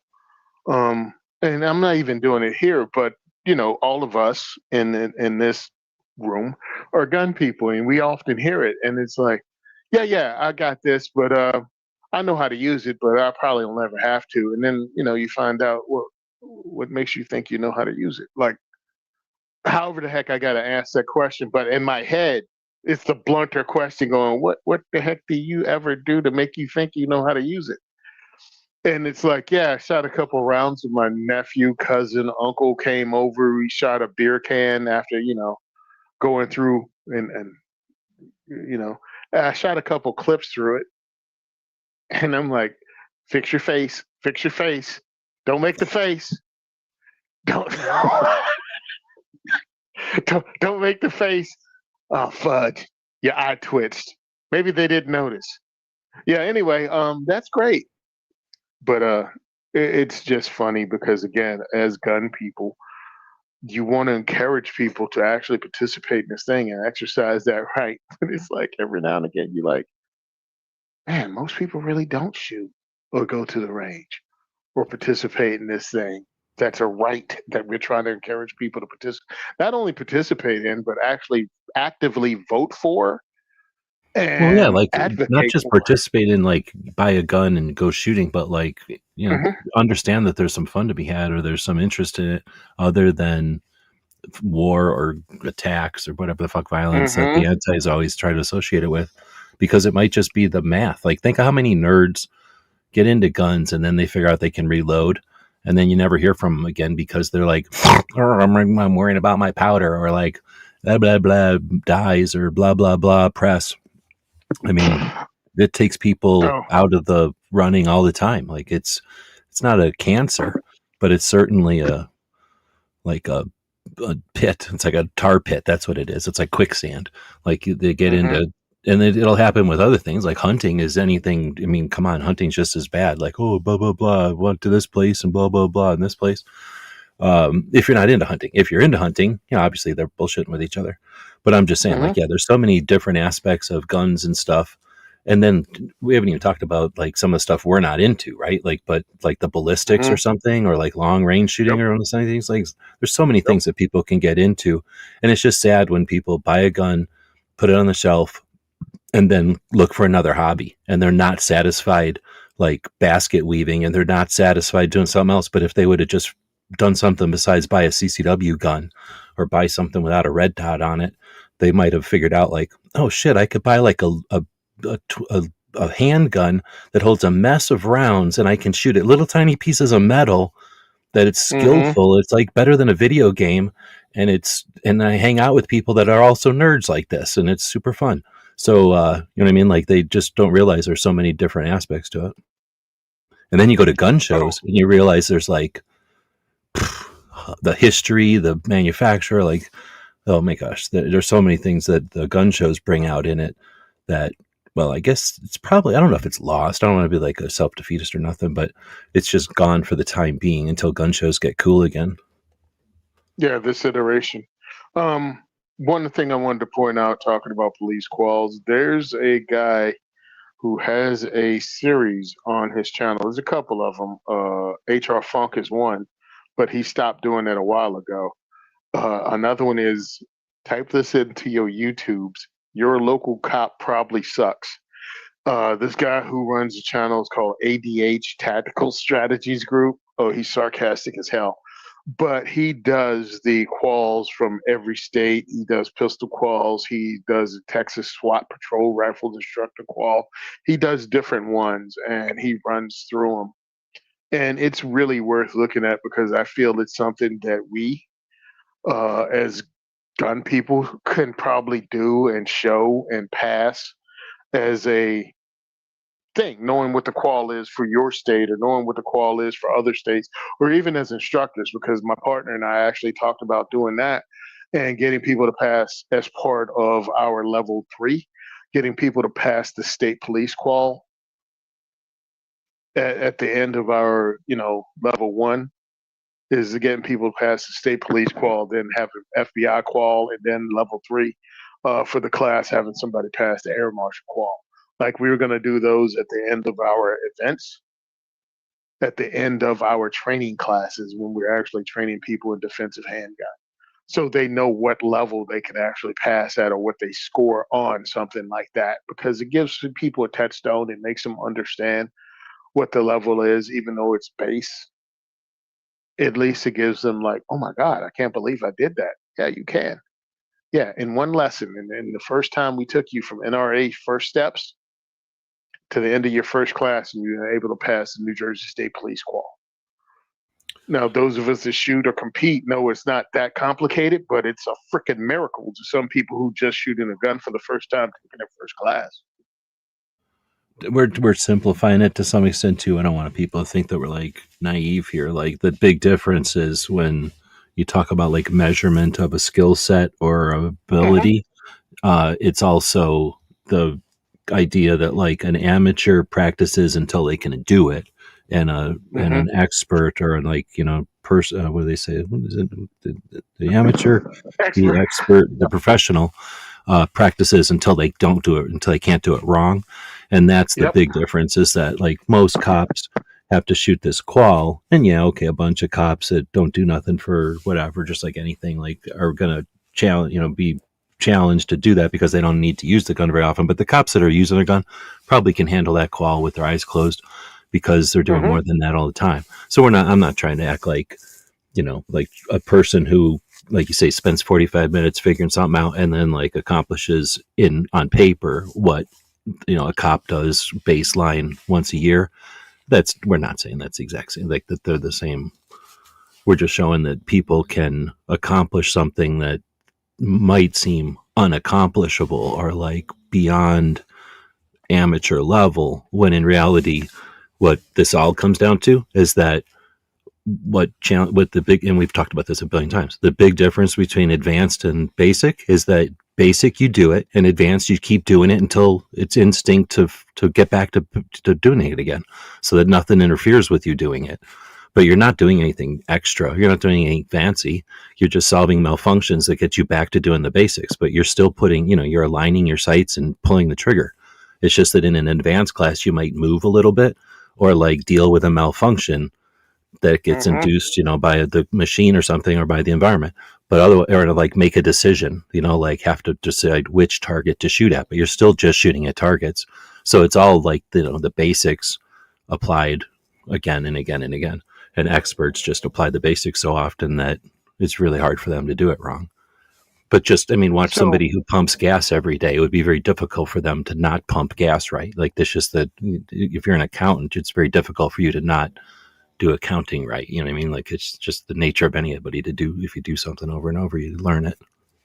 yeah, well, for us, what we were doing was positive reinforcement, right? Congratulations, you passed the NRA qual, because that the NRA first steps is making sure they understand how to firearm functions and the basics of it, like what ammo goes with what handgun, and of course the safety rules. Like that's all I expect out of this, and you functionally be able to put 5 rounds on an 8-inch plate. Now I think the NRA's was 5 or 7 yards, but we were calling people in the outdoor range, range 14 at Fort Dix, and the minimum was 15 yards. So we'd have people do that at 15 yards. And of course, since they most didn't know any better, many people consider 15 yards far. And we were doing this with NRA first steps people. Um, so we got them doing that. So when we were running defensive drills again, we were using outdoor range, our minimum was no target was closer than 15 yards. They didn't know.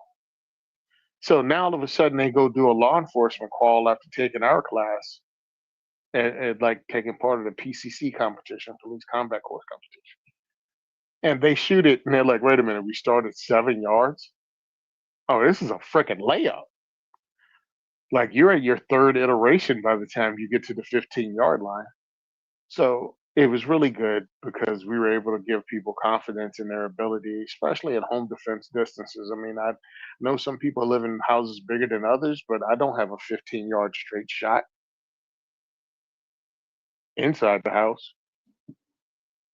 What if they're stealing your bowling balls at the other end of your indoor bowling alley? I don't know how long a bowling alley is, but that seems like a long shot. Yeah, yeah. I mean, that could happen. And I have that bowling ball collection. It's really important to me. Those are my diamond bowling balls. What are you doing? But hey, All we right. Well, hold enjoyed. on. So I'm going to interrupt everything. First off, Go ahead. Outcast came back and he had a good point from before. Since I still had it start, I put it back up there that people or governments with good intentions don't ask you to disarm. And I think that's, it's pretty succinct, but that would be a good shirt for like Maj or somebody who does a good job of like, like the freedom over everything kind of design. Like I'd like to see Mhm. that design in something that isn't aggressive, but it's firm, if that's the way to say it, so that it's clear, right? Like not in a threatening way or like get off my property or nothing, but like, hey, if they're so worried about, or if they're so good at this, why do they need my guns? Like if there's, you know what I mean? Like if the laws are so great, then what do you care about my guns for? Like the laws are, if you can write laws so good, you consider yourself a lawmaker or whatever, then what do you need to worry about my guns for? Why do your laws have to smash on my guns? Like how come, so I think that would be, I just like that sentiment. So I'm glad you put it in there before. I don't know if you have anything for that, but then I was going to say this picture I horked off of Gabby Franco, and that's what we literally started. What 3 hours ago? Me and Tony were like, Mhm. "Hey, let's talk about Venezuela." I'm like, "Hey, let's." I'm like, "Hey, let's pause this and go live, and then let's do that." And then we didn't talk about it at all until 3 hours later. But Mhm. that is the thumbnail from the thing, and I'm just going to go with.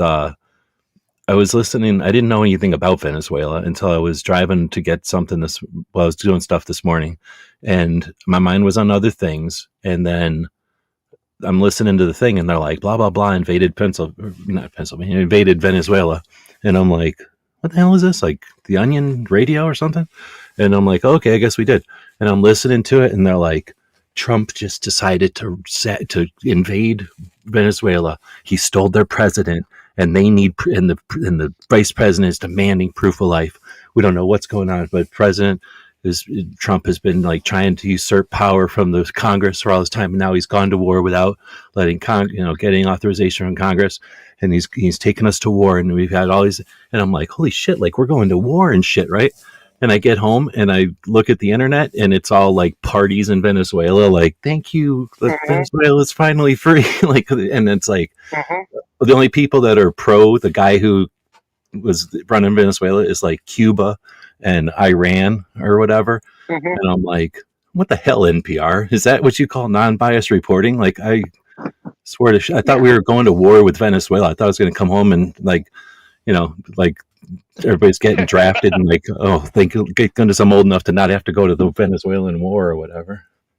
Yeah. So yeah, this is just not. This is nonpartisan news reporting. I'm like, when you look at who's protesting against Trump taking out the president of Venezuela, actually taking him to trial alive, him and his wife alive. Um, when you look at who's against it, it's like Russia, Iran, North Korea. Oh, and the left in America. It's like Yeah, wow. seriously. But let's ask some Venezuelans because I only know a few, including Gabby Franco, who I've known for damn near a decade, and her talking about how her country's been hijacked and she can no longer live there as an Olympian in Venezuela, a Venezuelan Olympiad champion with medals, couldn't do what she did in Venezuela anymore under these dudes.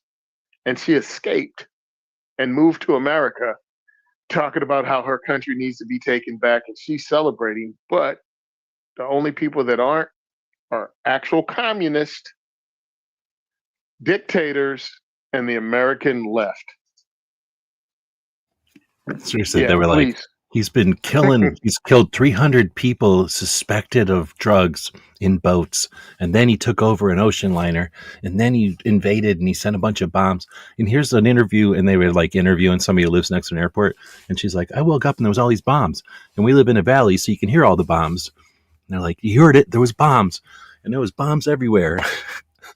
And they're like, "He's being condemned internationally by all these leaders," and they're like, yeah, exactly. Like the leaders are Russia, Cuba, and I'm like, really? This is what are they? I guess it's fair reporting or whatever. But Yeah. So have you heard the CBS thing?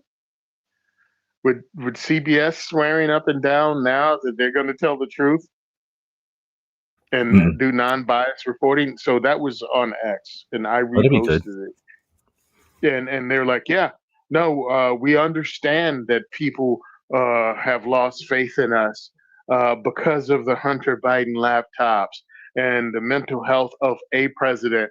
And I'm like, hey, homie, or yeah, president's mental health or fit to serve or something like that. And I'm like, if you can name Hunter Biden, you can name President Biden.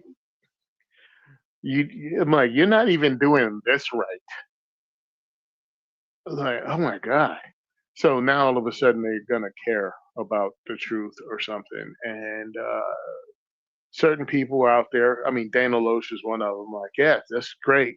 You know, as somebody that's been in the fight, it's great to see CBS finally standing up under new leadership and gonna tell the truth. And I'm sitting there going, I'm done with mainstream media. I'm done with mainstream media because they've proven themselves not trustworthy. So no, alternative media sources for me and mainstream media is like something that's just old fashioned. I'll think about looking at the evening news the same way I'll think about picking up a Sunday paper. I don't even give it that Just credit. I would say it's more like picking up like Inquirer or something. Like they're just being oh yeah. they're No, shouting I'm to not even be heard over the other one, but they're not saying anything constructive or useful. They're not pointing their cameras at stuff that's useful. They're just all pointing their cameras like powder paparazzi or whatever at the same thing, uh and just trying to be the one who gets the, has the more explosive or exploitive headline. Yep. 100%. Yeah, I didn't believe. I know I didn't say talk about them as in they're an actual news source. I mean, just talk about them as a rarity of me looking at a Sunday paper, going, "Hey, I'm going to pick it up and see what's in the Sunday paper Oh today." yeah, like I'm as like, often. Yeah, exactly. yeah. I don't care. I don't care what they have to say because I'm in Jersey right now, where it's been proven not only through John Petrolino's articles that he wrote 2 years ago and went to the media trying to get the media to pay attention to the fact that New Jersey's permit scheme is actually racist and they aren't giving blacks the freaking permits after passing all the qualifications, background checks, firearms ownerships, and they're still denying blacks at 10 times the rate of whites without giving a reason. And he's gone to both the attorney general of the state and the governor asking, can they explain why it's happening statewide at 10 times the rate, and in one particular county at 50 times the rate? Pretty much, if you're black in Ocean County, good luck getting that carry permit. And they got no answer in the mainstream media. Not only didn't pick it up, won't carry the story, won't even look into it. As close as I got was an interview with Jill Kelly. I did an interview with her on her podcast, and if you don't know who she is, she's been on. She's regularly on Fox News being interviewed, but that's as close to mainstream media as I've spoken to anyone. And it's like that's a pretty significant story, if you ask me. When Jim Crow is alive and well in the state of New Jersey, and you can't get an answer out of any government official. Well, then I think there's And a story to like the dead ear. Is that the right way to say it? Or like the, like the deaf ear, maybe that's what you said. deaf Of air, like yep. they're not interested in that story. Those rights aren't a big deal. Mm-mm. Those rights aren't a big deal, but it's still black civil rights being denied and mainstream media not caring, and then they go, "Oh, we care." No, there's two ways you can handle a story, in my opinion, and I don't, maybe three. You can either blatantly lie about it, right? You can blatantly lie about it. You can ignore it, or you can just fuck. Let's like take the other side. Like just be Well, so you slanted. can be accurate, you can be wrong, Yeah, you that's can it. There you ignore go. it, right? And then whatever, I don't know what the fourth thing is, but then there's going to be Yeah, some version where you're, and that's probably a negative though, right? Like it's probably something where you're yeah. Like you screwing can with it. report it unbiased reporting, or you can just be so biased it's ridiculous, or you can ignore it. I think maybe those are the three. Yeah, and like I say, I'm not. That's not my thing to like. What's the word? Like metric the news or whatever. So I don't know what the words Mhm. are either. And the Woods is Yeah, saying it's a terrible idea. Yeah, I'm not trying to act like invading a country, taking their president, and then being a dick about it because I have no idea what Trump did, but I'm assuming he was a dick about it because that's his style. So yeah, he's a I'm dick. not trying to say like that's a great idea because I think I agree that pretty sure like one of the things he campaigned on is like wars are lame and quit making wars or whatever. And if Hmm. you put a bunch of, yeah, I mean, obviously they were doing this either because of communism and or the drugs. And I suppose everyone will then say I'm wrong. It has to be the oil, which is dumb. Because if we were only worried about oil, we would just go grab all the oil out of Alaska. All we have to do is piss off Democrats, which he loves to do anyway. So if he really wanted oil, he would just go to Alaska. But people will say I'm wrong and say that Venezuela is about oil because there's a shit ton of oil there. But that's the thing. They have a shit ton of oil. So the communists came along and said everybody should be able to share the oil. And they immediately screwed over the oil and didn't share it with anybody. And it's just sitting there going to waste. And that just turns into like what happens when you have like a resource sitting there. It's like a bunch of bad guys are going to come along. It's not like a bunch of good guys are going to come along and try to build Venezuela better. So yeah, you go in there and you do something where you take out the one guy who it sounds like has been whatever it's called, like accused of being a drug runner since like 2016 or some shit. So they went in there to like they did a military action. If that's what it is, okay, I get it. If it was communism or something and you got to do it, I'm down with the idea of like you just fucking do it. That's what the executive branch is for. I know a lot of people will fight me on that, but I don't care. But either way, like that's if it's a strike, if it's like an actual executive strike for police reasons or for military reasons, that's what you have a head of the executive branch for. You can go in and say anything you want, like any what's it called, representative can say anything they want, but unless they're in some kind of defense briefing or war briefing or whatever it's called nowadays, they have no Hmm. idea what the actual data is. So if there was something that we needed to do and he did it, whatever, like question that shit later. But if it's like he's going to do this and then we're going to go attack some other country and then we're going to go attack some other country, I don't think anybody's down for that shit. But I'm willing, it happened this morning or yesterday. I'm not trying to act like I know what's going on yet. But the NPR is down. Like they are definitely, we are now a war country. Like, this was just the first of many. Like, what's the next country to fall to our nation building? Like, it's already nation building. I'm pretty sure Trump said, Hmm. we got the dude and his wife. We're leaving it to the vice president. Let's see what happens. But pretty much that's nation building to NPR. Like, if you listen to their, the way they Hmm. do it is they have like, I'm the news person. Let's bring an editorial person in. What do you think? Here's my feelings. Okay, now let's go on to something else. So it's like, is that news reporting or is that just bringing some guy in to say his slant on it? But anyway, so Yeah, that's it's where an I was. That's editorial. what I'm really just. I thought it was so ironic that as I'm listening to it in the car, I'm thinking, oh shit, we went to war.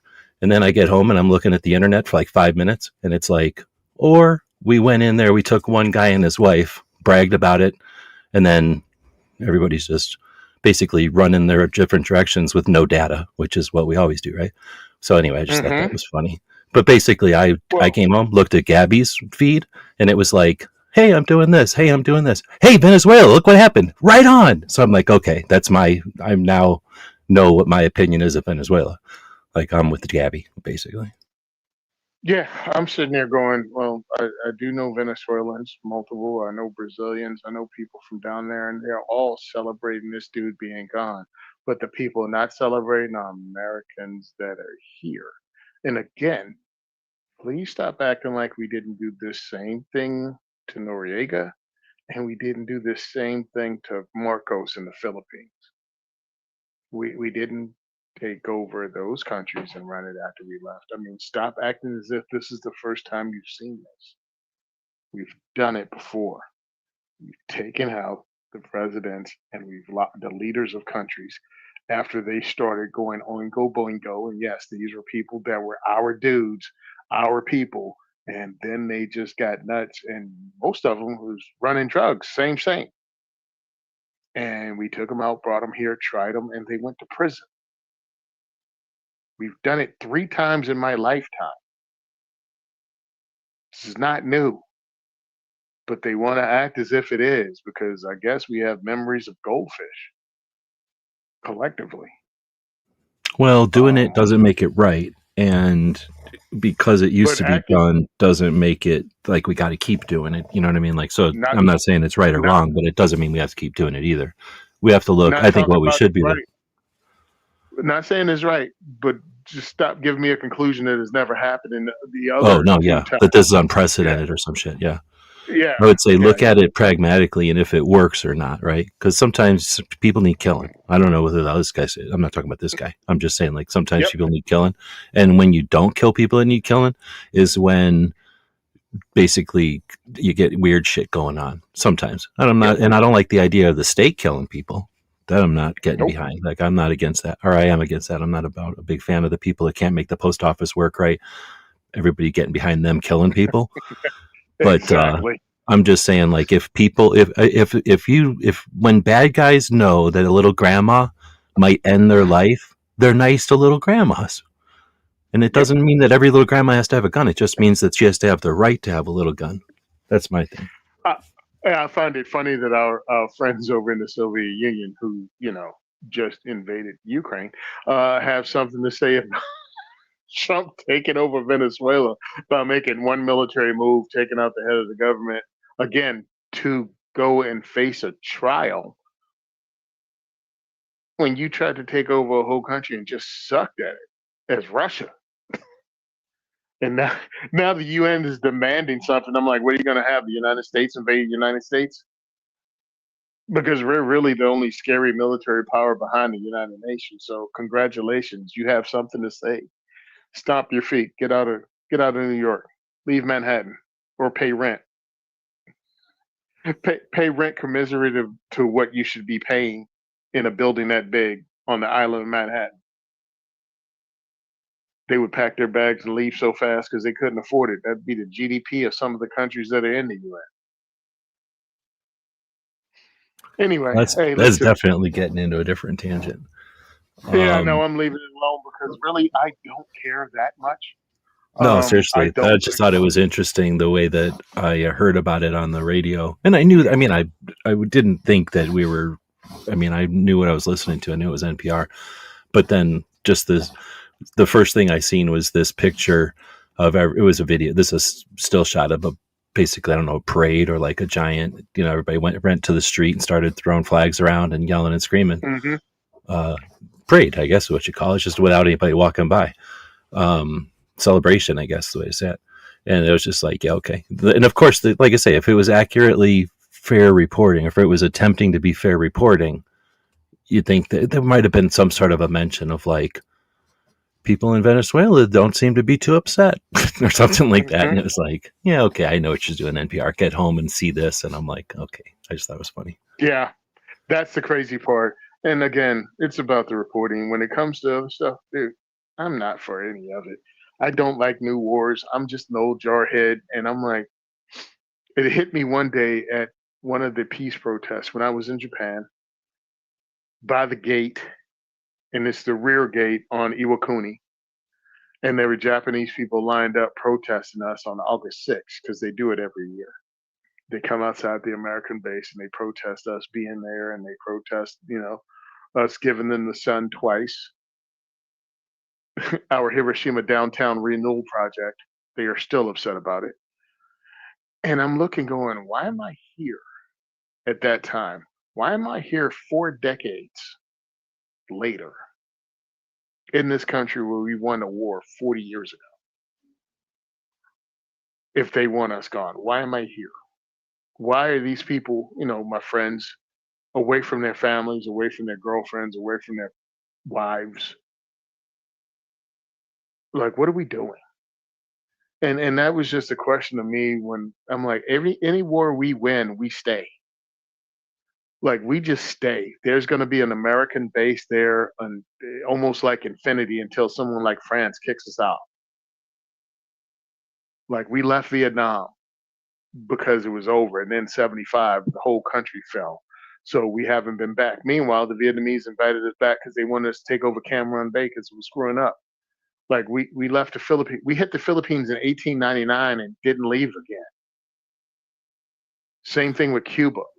It's probably It's a like we factor don't. of like, well, I don't know where you're going. Go ahead. Yeah, but you know where I'm going. Yes, it's politics. It's everything else. But we're still deployed to these places where we hit first hit the beach in 1899, bro. Puerto Rico, Cuba, Guam. Like, we ain't left. So no, I'm not pro-war at all. At all. But I do have to say that having friends from Venezuela going, thank goodness now we can get back to actually electing somebody that pays attention to election results. Okay, I get it. And that's as far as I'm going with that. My whole thing is Second Amendment, and I don't need to be divisive about it. You should have the right, da da da. And once you get into this, people want to argue and fight with you, and all of a sudden, I'm not listening or I'm not following you anymore because you stand behind this.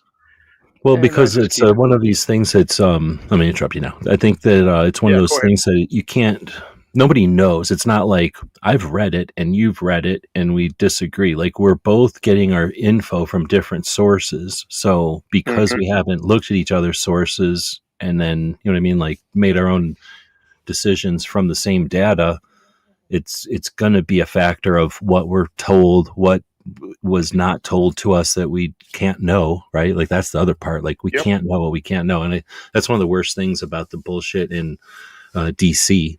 Yep. That was the amount of stuff that was withheld in what we would call like the national media or the traditional media or the mass media or whatever we'll call it, versus like what people who don't pay attention to that were what's the word, like uh, had access to, or Hmm. what you would see if you only went to like Instagram would be like a flash here and there, but you're never going to see like the clips that would be played on CBS. And because those were vastly different, people had to know that. Like there was that was too big of an issue for people, and too many people were paying attention who have skin in the game here, who have money in the game here. They had to know what people on the left were looking at and being fed and what people on the right were looking at and being fed. And they knew there was a Hmm. discrepancy. People on one side essentially were seeing calmness. And this, you could look at this as the riots before or the protests the year before, where it was like Hmm. mostly fiery, peaceful protest bullshit, whatever that was. One Hmm. side was being shown this happened and there was a little fire. And the other side was shown fires and something else happened. And Hmm. people can't realize or can't put two and two together that we're both being shown the same footage or the same event from two different camera angles, and the people who are providing both camera angles are the same motherfucker half the time, or at least Hmm. getting paid by the same motherfucker.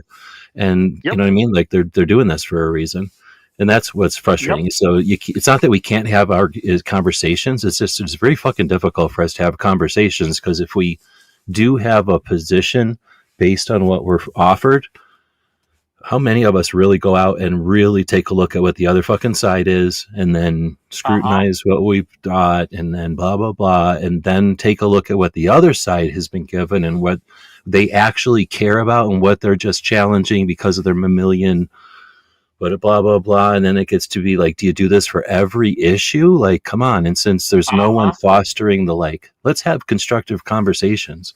Like, where's that, where's that skill set? Maybe Maj. I don't actually think he has something for conversations, though. I just joined the Solutionary 9 thing. He does, a lot of Hmm. aspects, but I don't think conversation is one. So that's, but there's, what I'm saying. There's really not anyone who's out there trying to get us all to talk to each other because there's just, I don't know why, but we just haven't seen that yet. I think it can come. I don't think that everyone is born figuring out ways to divide us. I think actually most babies, when you put them down, isn't it proven? Most babies are just going to play with each other unless you mess with them. Like, babies don't Pretty give a shit. much. And if you let those babies grow up, that means little kids are going to play with each other. And once you let them grow up, they're going to work with each other, and then they're going to have fun living life with each other. So just leave people alone when they're growing up. We'd be better off. I think we just solved it. Yeah. Yeah, we solved everything. I mean, all you have to do is listen to this program. We can tell you how to actually make this place into our oasis of peace and prosperity. But they don't want to listen to us. Oh, I did put a poll out there. I forgot. I was playing around with the poll thing before, way earlier, an hour ago, I guess. Why is 45 the best caliber? And I put in there, it starts where 9mm finishes. The next one is holes should be noticeable. The next one is slow and heavy, beats fast and polite. And then the last one is authority, not efficiency. So pretty much everybody came in even, except for slow and heavy came in with 53% of the votes. Everybody else kind of evened out with the rest of the votes, but slow and heavy beats fast and polite is what won. Yeah. And the robots came up with that. I didn't write that. Oh, really? The robots came up with that? Oh, because that one spoke to me, and that's why I voted for it. But no, I was trying to do too many things at once. So when I default to letting the robots come up with clever shit for that kind of thing. So really, the guys from Tactical Response are coming up. I'm looking into getting different firearms, and one of the things I want is a 1911 and 45 ACP, because I think that's really important as a touchstone firearm. I also think the Beretta 92 or M9 is, because of what it is. You know what I mean? As a movie gun, I think that's important. As a military firearm, I think it's important. And also in a state like New Jersey, where you have people that are first time gun owners, and I feel that that would be one of those guns they'd feel safer at, even if it didn't have a traditional safety. It would have the long double action, single action trigger pull, and that would make them feel safer on trying a firearm out and checking a firearm out. So I look at things like that as imperative doing what I do. I don't think it's necessary to continue doing what I do, but my guys actually have M9s. One of them has an M9A3. Yeah, he has an M9A3, but I can't tell him, hey, make sure you bring this to every event. You know what I mean? Because it's his own firearm. So he can bring it whenever he feels like it. So I'd like to have one on staff so people can check it out. Nerds like us that want to check out to see what gun Beretta put up for the pistol trials. And the Army was like, yeah, we ain't even looking at it, which is the M9A4, and how it probably would have been better choice than the SIG P320. Oh, I don't ask anybody to bring one of those, by the way. But if they do, they do. My guys usually have the highest end P320 on the market at the events so people can try them out. But it's like there's certain firearms I'd love to have on the line to introduce new shooters to, but also for guys like the people here, it'll be a cool chance to see something you've never shot before, or you'd only see it something like Range Day at SHOT or Gun Con. I'd like to have those firearms online so you can check them out, and sponsored by the companies that put it out there. Why should my guys be digging into their pocket to promote another company and we get nothing from it? So yeah, provide us with a firearm, and maybe next year you can provide us with ammo if we show return on investment. You know what I mean? For sure. I think it's a muscle. I've said this a long time ago that it's a muscle that could be flexed. We're capitalists, and they say that our wallet is our votes, or we vote with our wallet. I think of that as a muscle as well. Like, our decision on what to buy, when to buy, with how am I saying this? From which state to buy, right? That's powerful as shit. Like, I'm going to go buy something, and I'm going to buy often based on maybe what state it's in. Let's say I'm going to buy a wicker basket. I buy those all the time. I constantly wear out my wicker baskets. So I'm going to buy an expensive wicker basket. And am I going to buy it from Pennsylvania, or am I going to buy it from New Mexico? It's going to look different from each place because they make them different, right? And the thing is, for me, it's going to be faster if I get it from New Mexico. But if New Mexico's got a bunch of a-hole gun laws like they do right now, I might make that deliberate purchase from Pennsylvania and take the hit time-wise, right? Use my old shitty wicker basket for a couple more days, and then maybe make a post about it. Hey, I made a decision to buy a new wicker basket, summary of what I just said, post that on social, F you, New Mexico, and sorry, New Mexico basket makers, it ain't your fault, but I had to make a decision. But, let your representatives know this is a decision that was just made. And then, it's not a big deal, and it doesn't seem like nothing, no drop thinks it's responsible for the flood. But, I mean, no person who writes a letter for the comment periods thought that their letter was going to be the one where a representative was going to go, dang, I read this letter and now I've changed my mind and I am pro-gun. I mean, that's not the way it works. But, those drops add up and they do become the power of, massive amounts of water. Mm-hmm. Yes, they do. So it's important to actually participate, just like it's important, I feel, for the gun companies to participate in what I'm doing. It's important for us as individuals to participate in the advocacy of this right and also communicating with your legislators, because most people don't. And I'm talking, 99% or more? Dude, one of the things I give Gun Owners America credit for most, and at the same time I'll slap them for like not putting this out there more. It was at the end of I think it was Massey, the end of some interview where Eric Pratt was hanging out in the office. I think it was with Massey or somebody else, but I think it was Massey. And it's like the end of the interview, and it's like a 5 or 10 minute interview. It's a 10-minute interview, and at like minute 9.5 or something, Eric Pratt is like, well, I'll see ya. And then Massey was like, before we go, let me just tell you that our office is run on phone calls and emails or something. I think he said on phone calls. And if we hear the phone call, we will often run in and ask the aide, like, who was that? What was that about? Because it matters so much when we're, making these votes or whatever. And he's like, sometimes we can get as few as like 13. And if we get 100, like that's such an indicator, because a lot of times we'll get fewer than 13. I forget what the exact quote was, but I was like, that was so telling. And people think like, oh, my vote doesn't matter. My phone call, what could it possibly matter? And that's where they get us in the, like, what do they call that? Like when you just don't know what you can do. And that's what basic is. We're going back to military shit because we do that often. Basic training isn't like they somehow make you stronger. They just show you that you can be strong. Like, guess what? If somebody makes you do 100 pull-ups or whatever, you can do 100 pull-ups. Guess what? It's possible. You just don't, your gym teacher never made you do it. Like your dad never made you do it, but your drill instructor fucking will make you do it. And guess what? Once you've done it once, you go like, oh crap, I can do it. And now they're going to make me do 20 all the damn time. And then once you do that for like a summer, you can do it all the damn time. And that's all it takes, right? So some people just haven't seen it happen, haven't seen themselves do it. And I'm not saying we need drill instructors, but we just need to get that motivation or that concept out there, right? Figure out a way to do that without the drill instructors, I guess. Yep. 100%. Totally agree. I'm not pro drill instructor. Hey, they serve a purpose. Not anti either, in case there's ever a situation where I am at the mercy of one. I'm not anti. I'm just not pro. If I'm ever surrounded by him, yeah.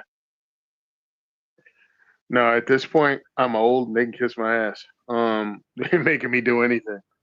Yeah, I'm kind of thinking I'm probably at that point. Like, they're not going to do much except yell at me at this point anymore. Yeah. Sorry, but that was it. Elvis has left the building as far as intimidating me by yelling at me. They did such a great job in boot camp that I don't pay attention anymore. Plus, that'd be an interesting conversation. I don't know if anybody can do it because it's a long time, but I just thought of that. Like, can you remember when you figured out you didn't have to be scared of them anymore? Oh, I walked in. Huh? I walked in knowing that. Oh, you were never scared of them? No, never. Not once. I didn't know what to expect. I would say I was scared shitless when I first got there. When you first get off the bus, like that experience, like on a movie or whatever, where they're like yelling at you and you're jumping off. Like I knew it was coming and all that, but I just didn't know what they were fucking saying because they were saying shit in jargon and yelling at me, and I just was like, oh fuck, I want to do it. I'm trying to comply. I just don't know what the fuck you're saying, and I'm trying to figure out. And everybody else was, and I'm sure that's half the reason they were yelling it weird at us. because, they wanted to get that. But I'm just saying, like, there was probably some point where I was like, oh yeah, this is bullshit.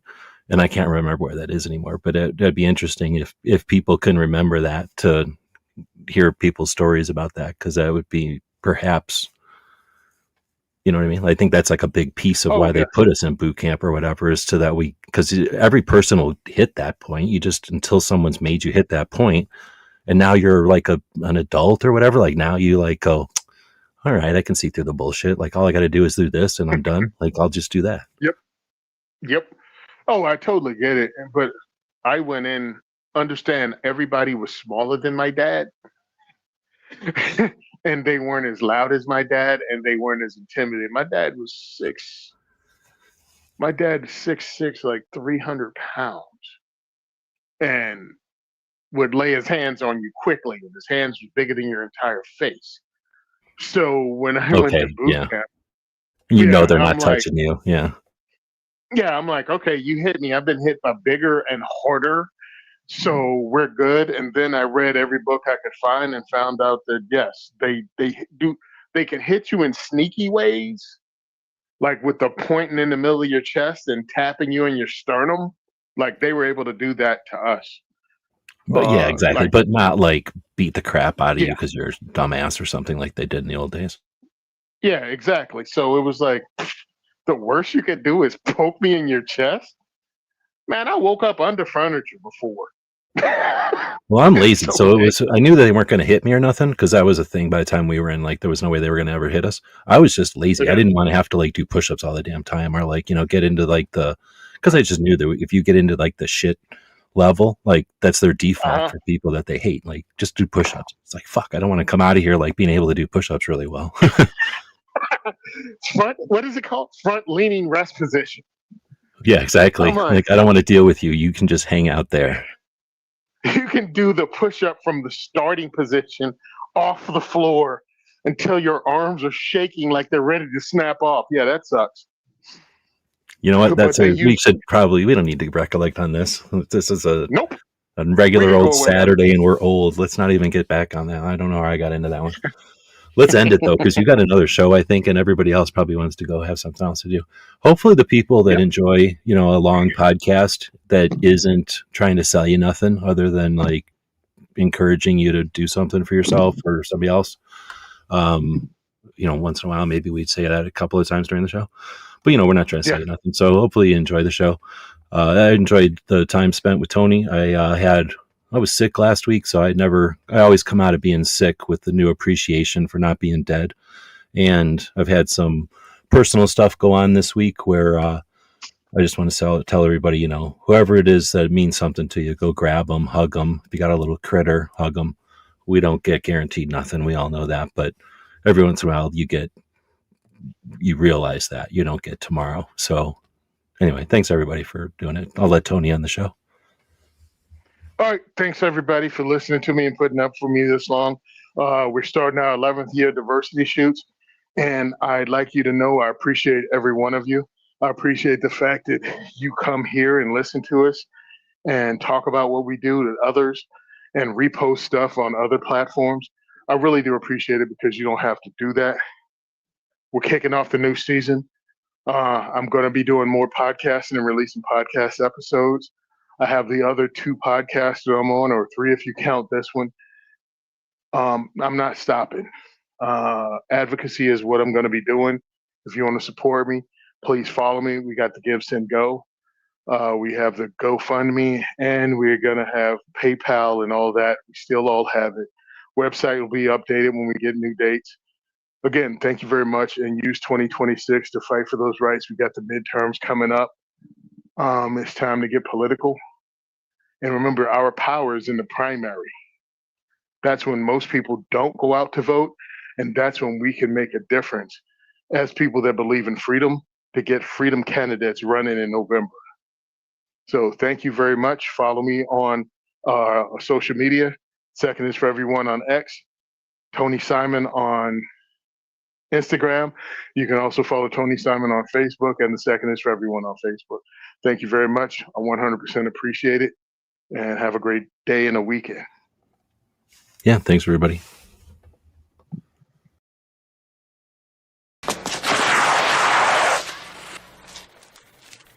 Shit.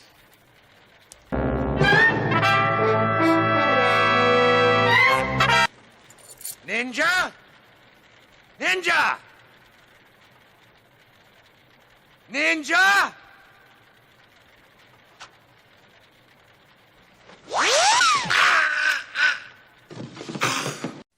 It's 11:59 at Radio Free America, and this is Uncle Sam with music and the truth until dawn. Right now, I got a few words for some of our brothers and sisters in the occupied zone. The chair is against the wall. The chair is against the wall. John has a long mustache. John has a long mustache. It's 12 o'clock, Americans, another day closer to victory. And for all of you out there on or behind the lines, this is your song.